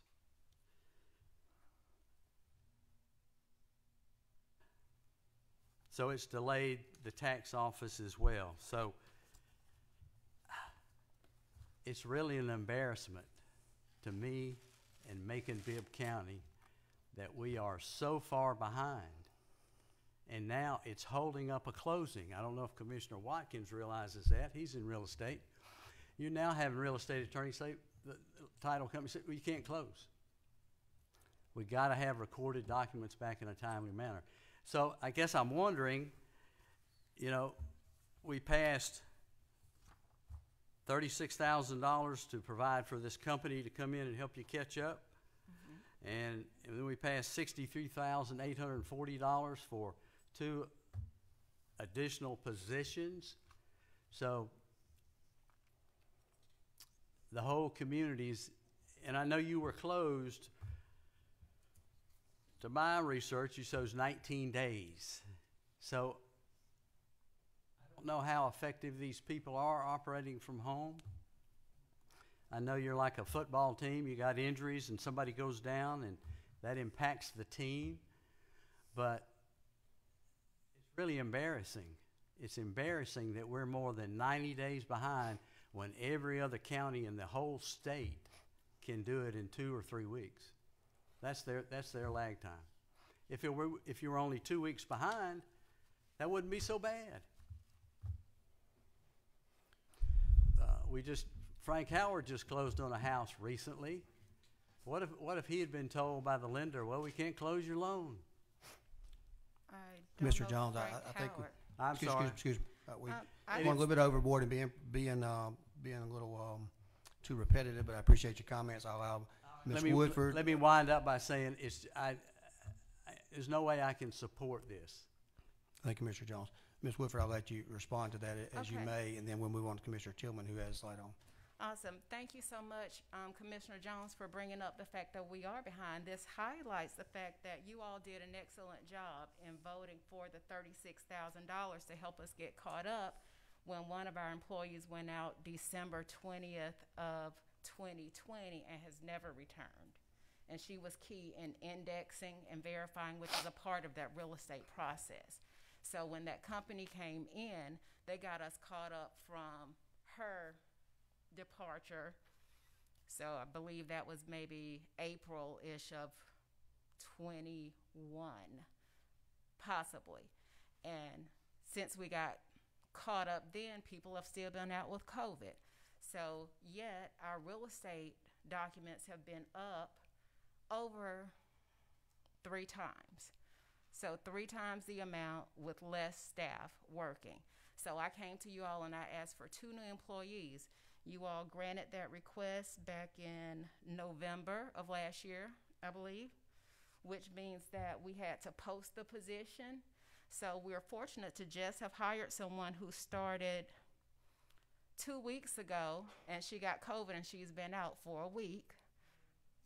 And our second person will start on next Tuesday, the 8th. And those 2 new people now have to be trained in real estate. So that doesn't mean that they will hit the ground running, they will be trained. But that being said, we're doing the best we can, and I am really grateful for my staff because we not only handle real estate in the 5th largest municipality in the state, as I've been told, we also handle jury management, we handle court management, we handle court receivers, collecting and dispersing child support fees, fines, restitution. We manage the Board of Equalization and making sure those hearings go forward. We have all of the criminal records, all of the civil records that we manage. We also manage the county jury pool. So again, we're doing the best we can, and therefore I think that because of this, the staff needs the incentive. Folks are sitting at home thinking, oh, I can do a little less. Even when folks are at home with COVID, sitting with their laptops, I'm saying, what are you doing online? Why are you on Teams? I thought you were sick. Well, I'm feeling a little bit better, so I'm gonna do a little bit of work. And so I appreciate that. It has been a challenge to pivot from in-person because the clerk's office is an in-person type of place. We had to get a lot of things set up. You have to have security, VPNs. You have to get laptops. And I don't know if anyone has tried to purchase a laptop in 2020 or anytime after 2020, even headphones and monitors. There was a huge backlog because everyone was trying to telework. So we had to get the equipment, make sure the equipment was imaged, which strains IT because they have to get our equipment together. All that to say, my staff has done a fine job. Yes, we are behind. We are not the only county in 159 counties behind. I believe, well, I won't call any other counties, but if you need a side conversation, I can tell you some other counties that are behind in their real estate divisions. But again, we're doing what we can. I appreciate my folks, and we're still keeping ahead. Thank you, Ms. Woodford. Commissioner Tillman, you had your item. Yes, sir, Mr. Mayor. It's not a good morale booster to point out the inequities of our Macon-Bibb clerk's office, as large as Macon-Bibb is to others. What I do appreciate is from Commissioner Jones, the business aspect of it all. And I think the business aspect of it all is that more businesses are suffering besides sellers and buyers in real estate. The entire court is suffering. I've heard words like sellers, buyers, courts, and embarrassment. I think the biggest embarrassment is the same group of folks continue to reject funding put out if it's not coming directly from the mayor. I think that's the embarrassment. And it's more embarrassing to say and create this type of environment for employers as we move forward. Most of us don't have any suggestions or ideas how to rectify or resolve issues. We have funding, so what's the plan? Most of us don't have any plans. It's just whatever the administration brings forward sometimes.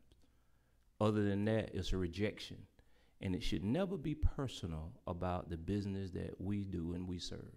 It should never be about that. It should be about serving the people and how do we justify helping folks. So when you talk about, with all due respect, you sit here and you vote against the amendment You just rejected it, but then you say, let's table it to include everybody later in a conversation. Yeah, those are the embarrassments, because you're contradicting what you just said in your statements. How do you sit here and reject the amendment, and then we're sitting here having a conversation? We sat here 30 minutes and talked about stormwater, but then the return reminds us that, oh, we're only talking about this amendment.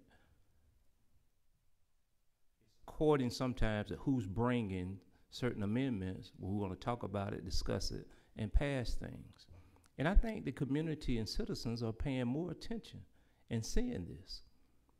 I think if you don't have suggestions and ideas, just concede. But don't just tear down other people's suggestions and ideas. How do we help our employers? It's not personal with this particular clerk. It's not personal with Judge Hanson. It's not personal with Judge Colbert. These folks are trying to see how they can continue to motivate their employers every single day to come to work with a smile. And the folks that are smiling now on January 28th were simply in public safety. And we sent a message that that's the only folks we care about. And that's not true on my end. Thank you. Thank you, Commissioner Tillman. Commissioner Howell. Thank you, Mayor. And I stand on what I said, and I still feel the same way. And I agree with the last commissioner. This is not about a particular office. I voted against the amendment. I voted to table it, and I still got that same opinion. By your own admission, your office was closed 28 days. Our doors were I'm sorry to cut you off. Yeah, I mean, the doors were closed, so people we were working. They were not face to face with the public. They were working at a computer at home. Well, there were people in the office. The doors were physically closed, but we were still in the courthouse with those who did not have COVID.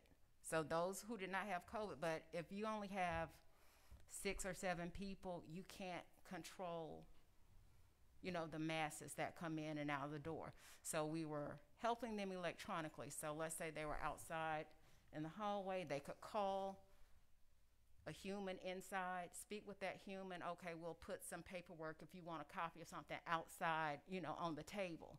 So the doors were closed, but we never stopped working. We worked every single day. And I apologize for cutting you off. And by definition of what the attorney said, you were not face to face with the public. Those 28 days, I'm assuming. I'm not trying to be argumentative here. I'm just saying, your office was closed to the public for 20. You said you think 2 weeks this year. I'm sorry, it wouldn't be 28. It would only be 20 days. Nevertheless, whatever the days are, the sheriff's office and the fire department hadn't been closed any days. They've been on the front lines dealing with what they have to deal with every day.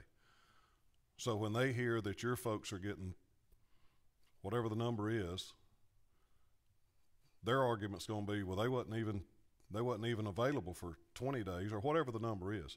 That's why I still go back to the fact that we need to sit down and come up with a policy and then talk about what we're going to do or what we're not going to do.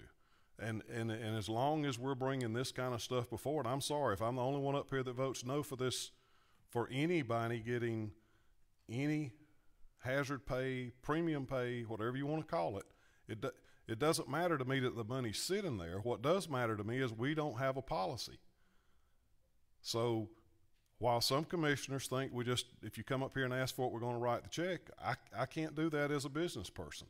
I need to know how it's going to apply to the next group that comes in, the next court that comes in, the sheriff when he comes in, Public Works when they come in. How are we going to determine it? We're just going to write a check for a set amount. If that's the policy, then we need to know what that amount's going to be.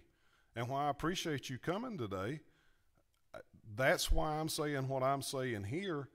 I want to make sure that we're all on the same page and it's equal across the board, because if we don't do that, we're going to still have employees upset because they won't feel like they got a fair shake. So regardless of what anybody else thinks about my opinion, the good thing is I'm entitled to my opinion, and that's my opinion on this matter. You know, social media is a great thing, but sometimes it's a telltale thing too. Just this week, I had somebody complain to me about they're not getting a trash bill. So consequent to that, I did a little research. They closed on the house in August. And I understand that COVID has been rampant. I understand that it's not just your office that handles closings, because once it leaves your office, then it has to be, you do the paperwork, and then it has to be sent over to the tax assessor's office before it goes to the tax commissioner's office. So I realize that there's a process. But August the 4th, a closing, and I'll be glad to give you the information on the house.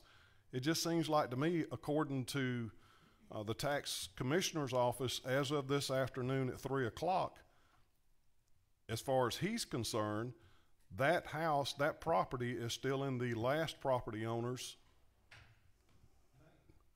So if there's one, how many more people are going to get late due notices when it gets caught up? I mean, that's things we have to address too.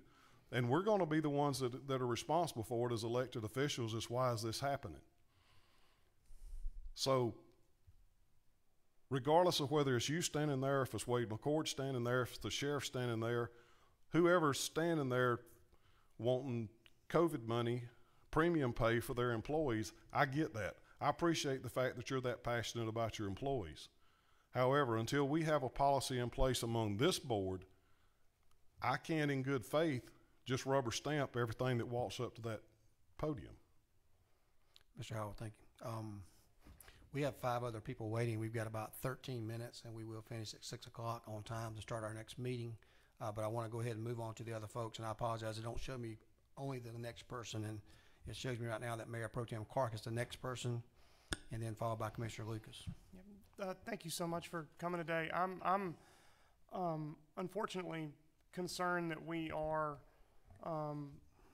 the process of allocation by request, and to Commissioner Howell's concern that there's not a policy for premium pay. I know that we can go around and we can say that, you know, the governor did this for this and we did this for this group, but the fact of the matter is we don't have a universal policy. I definitely am anxious to get to a point where a request like this can be given universally. I mean, I don't think, I'm not prepared tonight to support an allocation based on a request, and which is why I voted against the amendment as well, because I do think this is a very good learning time for us to come up with that policy that Commissioner Howell is talking about. I do believe that our staff, how many do we have, 1,600 or so? If they fit within the contours that Attorney McNeil said, I think they deserve premium pay. I think your staff deserves premium pay, and that's my concern. I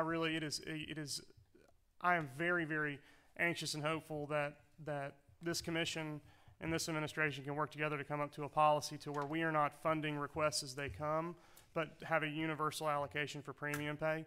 And it's, to Commissioner Tillman's point of none of us have a plan. I hope this is a time to come up with a plan. That's something that I'm interested in. So this is not the last time that this is going to come up for your office or for any of the other offices for that matter. But I wanted to say that I don't particularly share the concerns of the effectiveness of your office, if that's what is being expressed. My concern is that this is something that our employees across the board deserve, and we need to come up with a way to make that possible, because to Commissioner Tillman and Commissioner Watkins' point, we can't afford it. And I just want to make sure that we're not piecemealing this, because the other thing that's going to happen is if we do decide to piecemeal this, Parks and Rec will be back next week. When we're going to have to keep doing this over and over again to where it's not universal. And I think that's a long process where we're leaving folks out in the process of getting to 100% of people that fit within the contours that Attorney McNeil defined. And so that's where I'm at with tonight, at least. Thank you, Mayor Pro Tem Clark. Commissioner Lucas. Thank you. I supported tabling because I saw that there was some resistance to doing it. And I wanted to table this so that we could take a look at an overall plan for this. The table did not pass. And so we are now at a situation where we have folks who are speaking out, not against the efficacy of the proposal, but they're speaking out from a personal standpoint. What's good for their buddies, and they always do that. It's typical of one in particular who has spoken.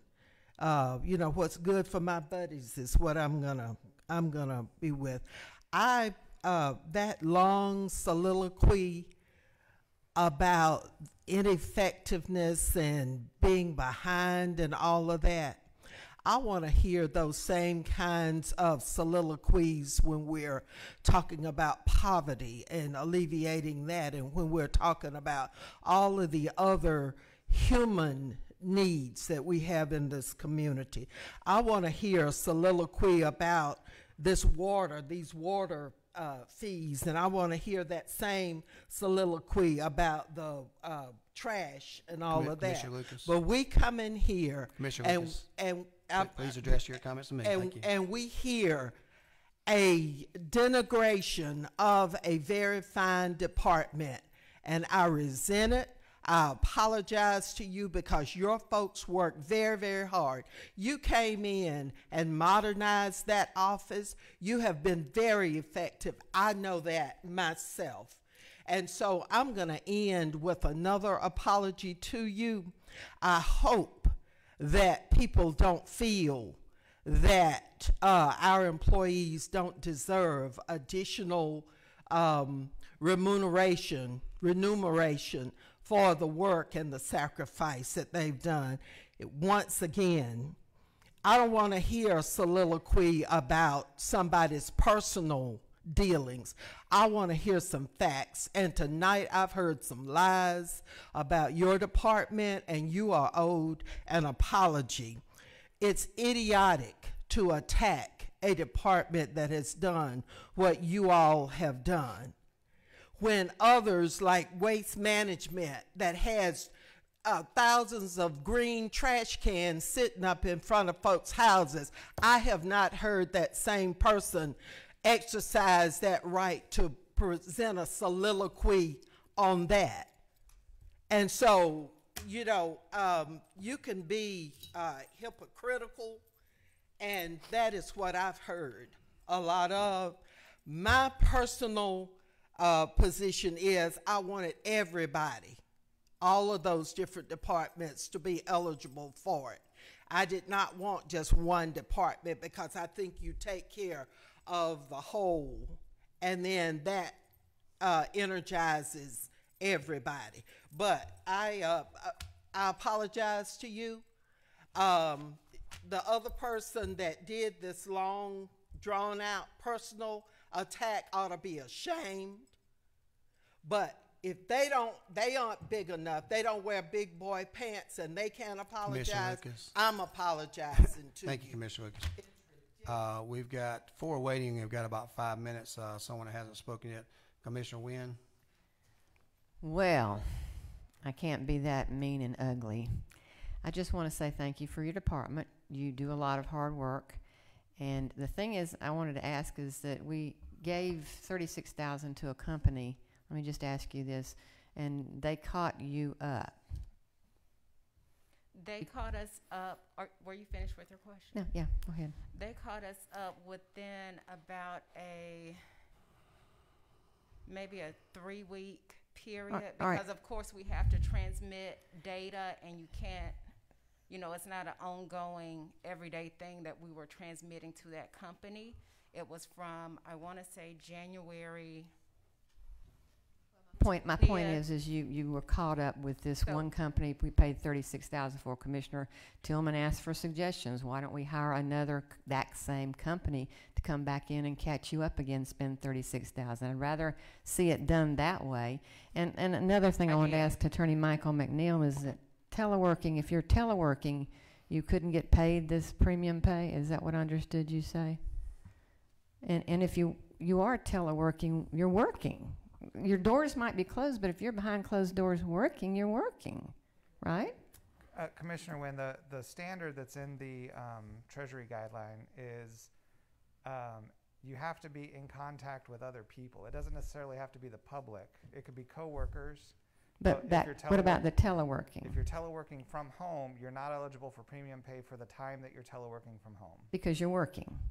You're working, but you just don't, so you get your regular wages, you just Right. don't get the extra. That's what I'm saying. Right. You shouldn't be entitled to the premium pay, and that's what you're saying. Just for that time. So if you telework for a month, but then you come and you do, in-person work for a month, you can get premium pay for the time you're in person, just not for the time you're All right, so back to my suggestion, as Commissioner Tillman wants us to give, why don't we consider less money and give you the company a chance at $36,000 to come back in and help you catch up. If it takes a little bit longer, pay a little bit more. But if that's what you're asking for is I think what we're hearing, we want to get this department caught back up. I'm not trying to be critical. I know there's been issues with health and things like that, but let's get together here and do something to catch you up. If we have to spend another $36,000 or a little bit more for this same company, let's get them back in here and do that. Thank you, Commissioner Wynn. That's not before us today, but certainly if the Commissioner No, wants to but- receive it, we will. I want to let Commissioner Wilder speak. I think that will check all the boxes here. We're getting close on time. Commissioner Wilder? Yeah, I'm gonna make it short. I just wanted to reiterate that what we just did, the 28th or the end in January, for public safety was for time served. Had nothing to do with COVID. But I'm not against your department getting something. But I want to make it clear that the reason I'm against this particular thing tonight is I want to see all of our employees, and I don't want to go to naming names because I don't want to miss any. All of our employees that would be eligible, I want to see all of them get it, not just one department. Thank you, Commissioner Wilder. We're going to go to Commissioner Watkins, and I'm going to call the question after that, and hopefully we can take a vote. Commissioner Watkins? Thank you, sir. And so if I'm understanding right, the idea is to come back with a comprehensive policy. And I just want to remind the body that when we were still in the interim rule, there was a premium pay. I think it was tabled. It was to reserve $2 million to provide $1,000 for each of our 1,600 employees. The reason the number is a little bit more is because of taxes, insurance, and stuff like that. So to give a person $1,000, it takes more than $1,000 because of taxes, insurance, and stuff. But yeah, I say that to say that creating a comprehensive policy is easy. It's easy for me and Michael to create because we've largely already done that once before. So thank you all for your comments. And I'll table this because I understand what's happening and we are out of time. Thank you, Commissioner Mayor Watkins. Miller, We're already done all that. So make one final point, and then we're going to call a vote on this right here. Just to be clear, you're never going to create a situation on this ARP money where everybody gets the same amount of money, because there are a certain class of folks that are not going to be entitled to it because of the amount of money they make. And another class of folks that work from home are going to have to do a reduction, and you're going to have a start time and end time. So it's not as black and white as we may think it may be. But just going to say that. We're going to take a vote now. We will not do a roll call vote. Commissioner Jones, go ahead, but I don't want any responsive comments. I want 60 seconds, that's all.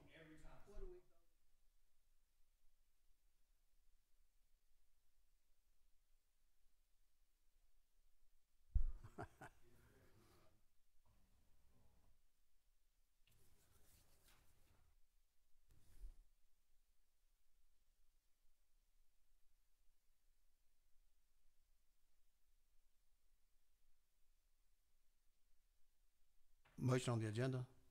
Made a motion to table. I thought it was second.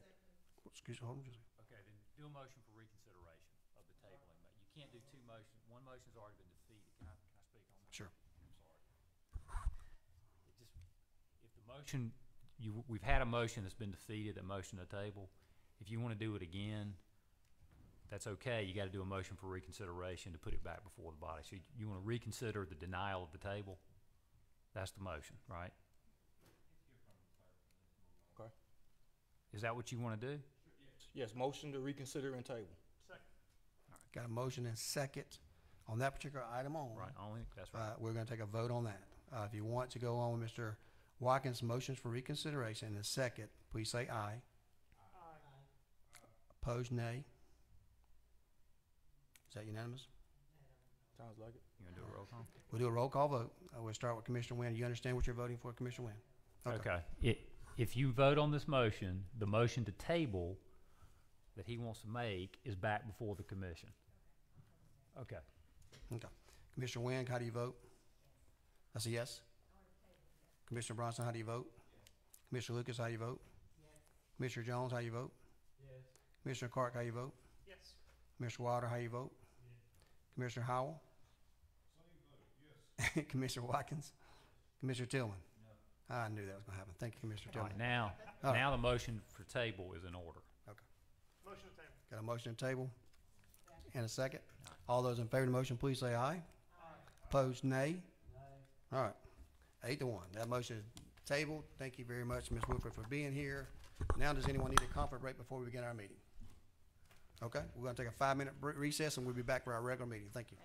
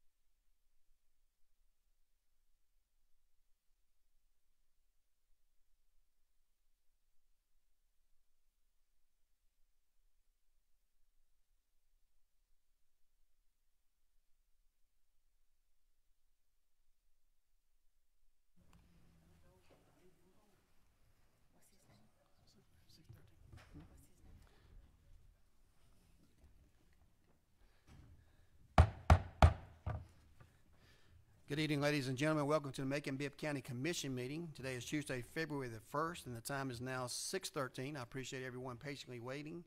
We had a lot of business that we took care of earlier during our 4 o'clock meeting, and we have a lot accomplished. We have some new items on the agenda for tonight. We're going to begin our meeting like we always do with a call to order. I'd like to officially welcome everyone here and call this meeting to order.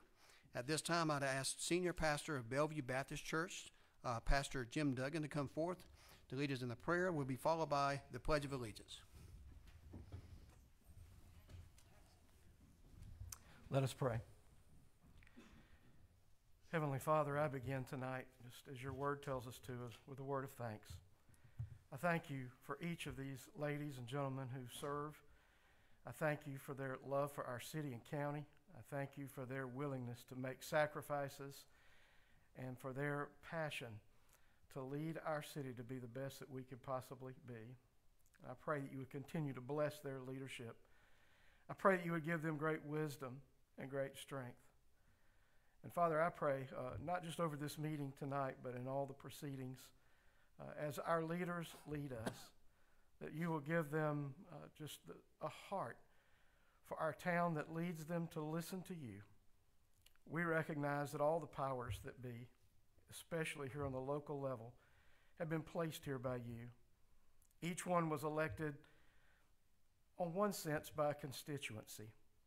But in the big picture, each one of them is in the place they are in because you have ordained that they would be there. They are your representative for this time and this place.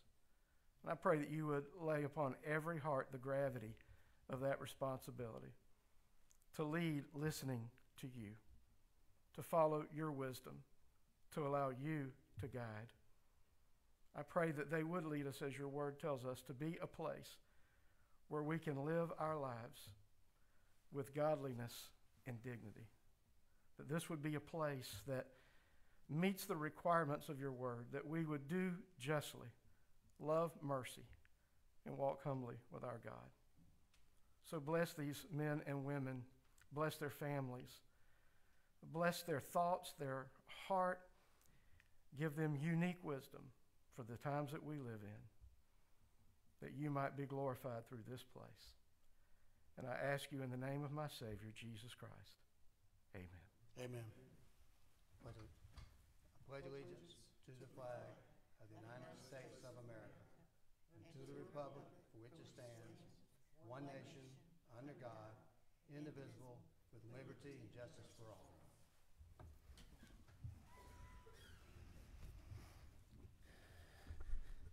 Thank you. We have item number 5 is approval of the minutes. This is approval of the minutes from the January 18th, 2022 regular commission meeting. Can I get a motion to approve? A motion to approve from Commissioner Tillman. Can I get a second? Got a second by Commissioner Wilder. Any discussion in that regards? Mr. Bronson, I heard you, sir. Seeing no discussion, you don't get a prize for doing a second, Mr. Bronson. We have a motion and a second. There's no further discussion. All those in favor of the motion, please say aye. Opposed, nay. That motion carries. Thank you very much. We do have a presentation. We'll go ahead and do that, even though it's on the new business. I'll have Commissioner Lucas to come forward and read the resolution for Black History Month, if you may. You want to come down front, or you want to do it in your seat?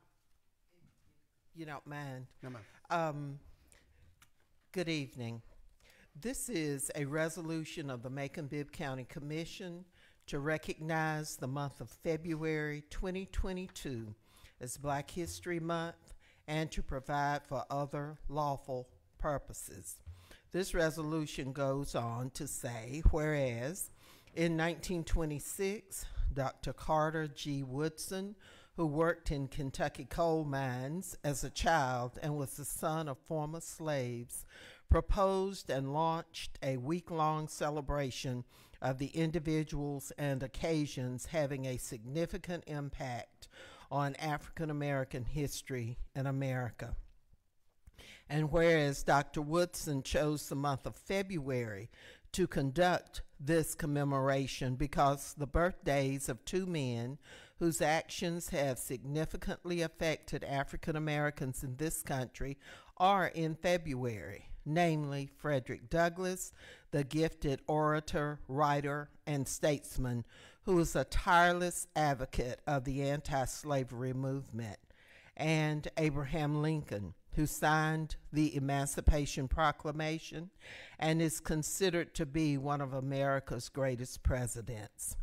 And whereas, as a result of Dr. Woodson's efforts, Negro History Week was established to enhance the knowledge of Black history by the publication of the Journal of Negro History, published by Dr. Woodson's Association for the Study of African American Life and History. And whereas in 1976, the commemoration was extended from a week-long event to the entire month of February, officially establishing Black History Month, thereby setting aside the month of February to recognize the heritage and achievement of African Americans. And whereas during the month of February, across the United States of America and throughout the Macon-Bibb County community, observances are held to increase public awareness of the importance of Black history and the numerous contributions that African Americans have made in support of their country and local communities. And I'm going to skip some of the names that are listed in this very fine resolution that was put together by our legal department, and we want to express appreciation to them for the fine job that they do.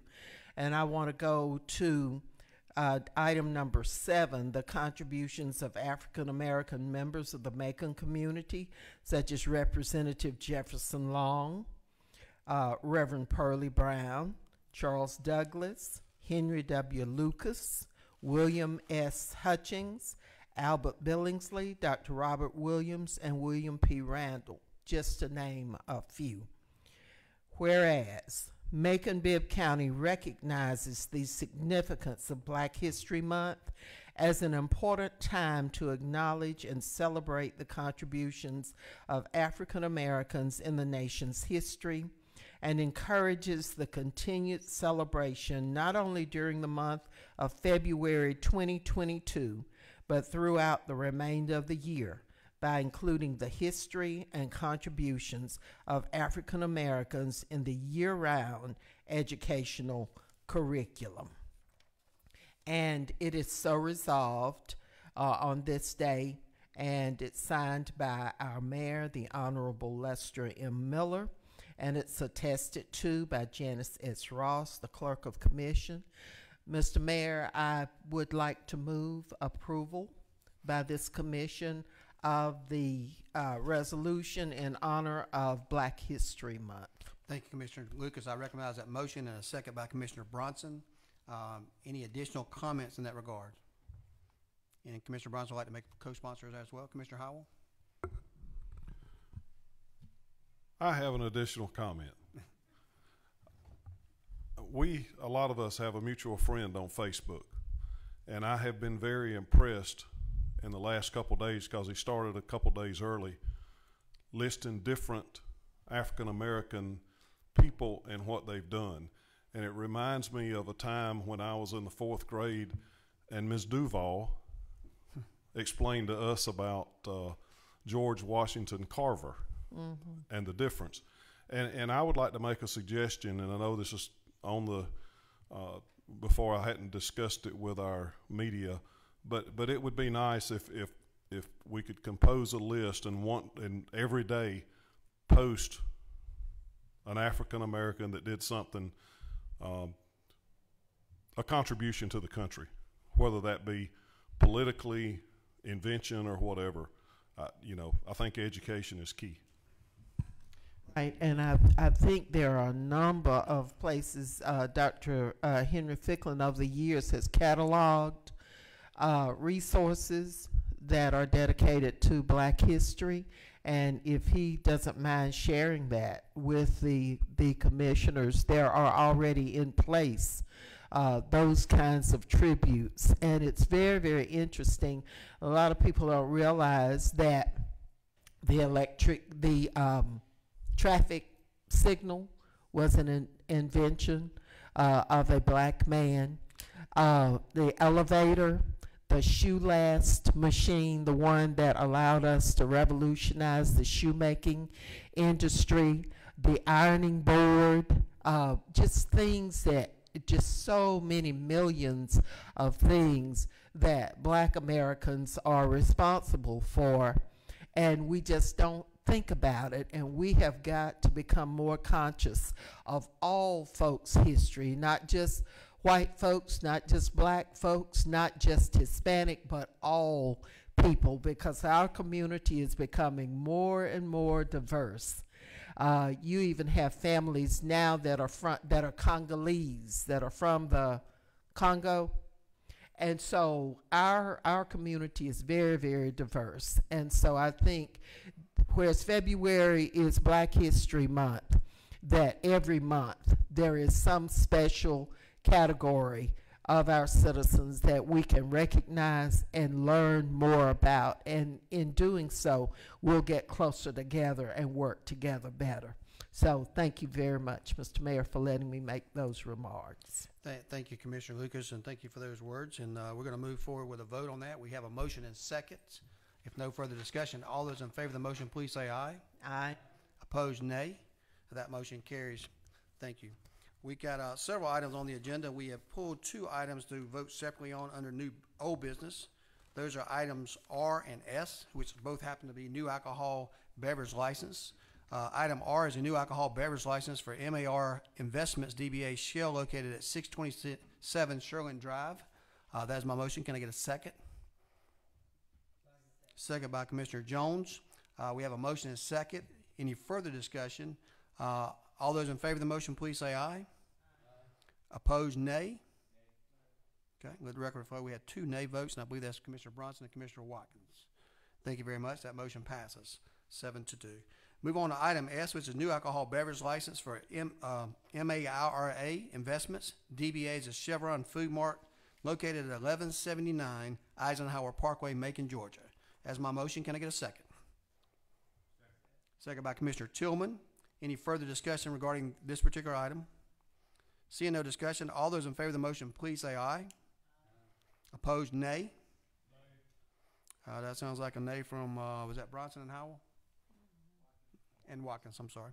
So that vote passes 6-3. Thank you very much for that.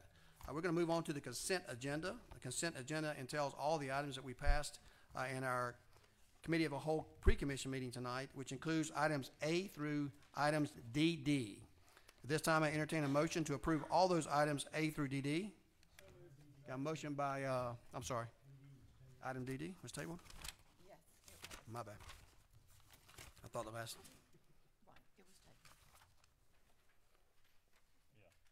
My bad.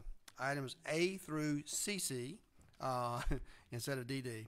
Thank you for bringing that to my attention. We have a motion by Pro Tem Clark, a second by whom? Commissioner Jones. Any discussion? Hearing no discussion, all those in favor of the motion, please say aye. Aye. Opposed, nay. That motion carries. Point of personal privilege, Commissioner Tillman.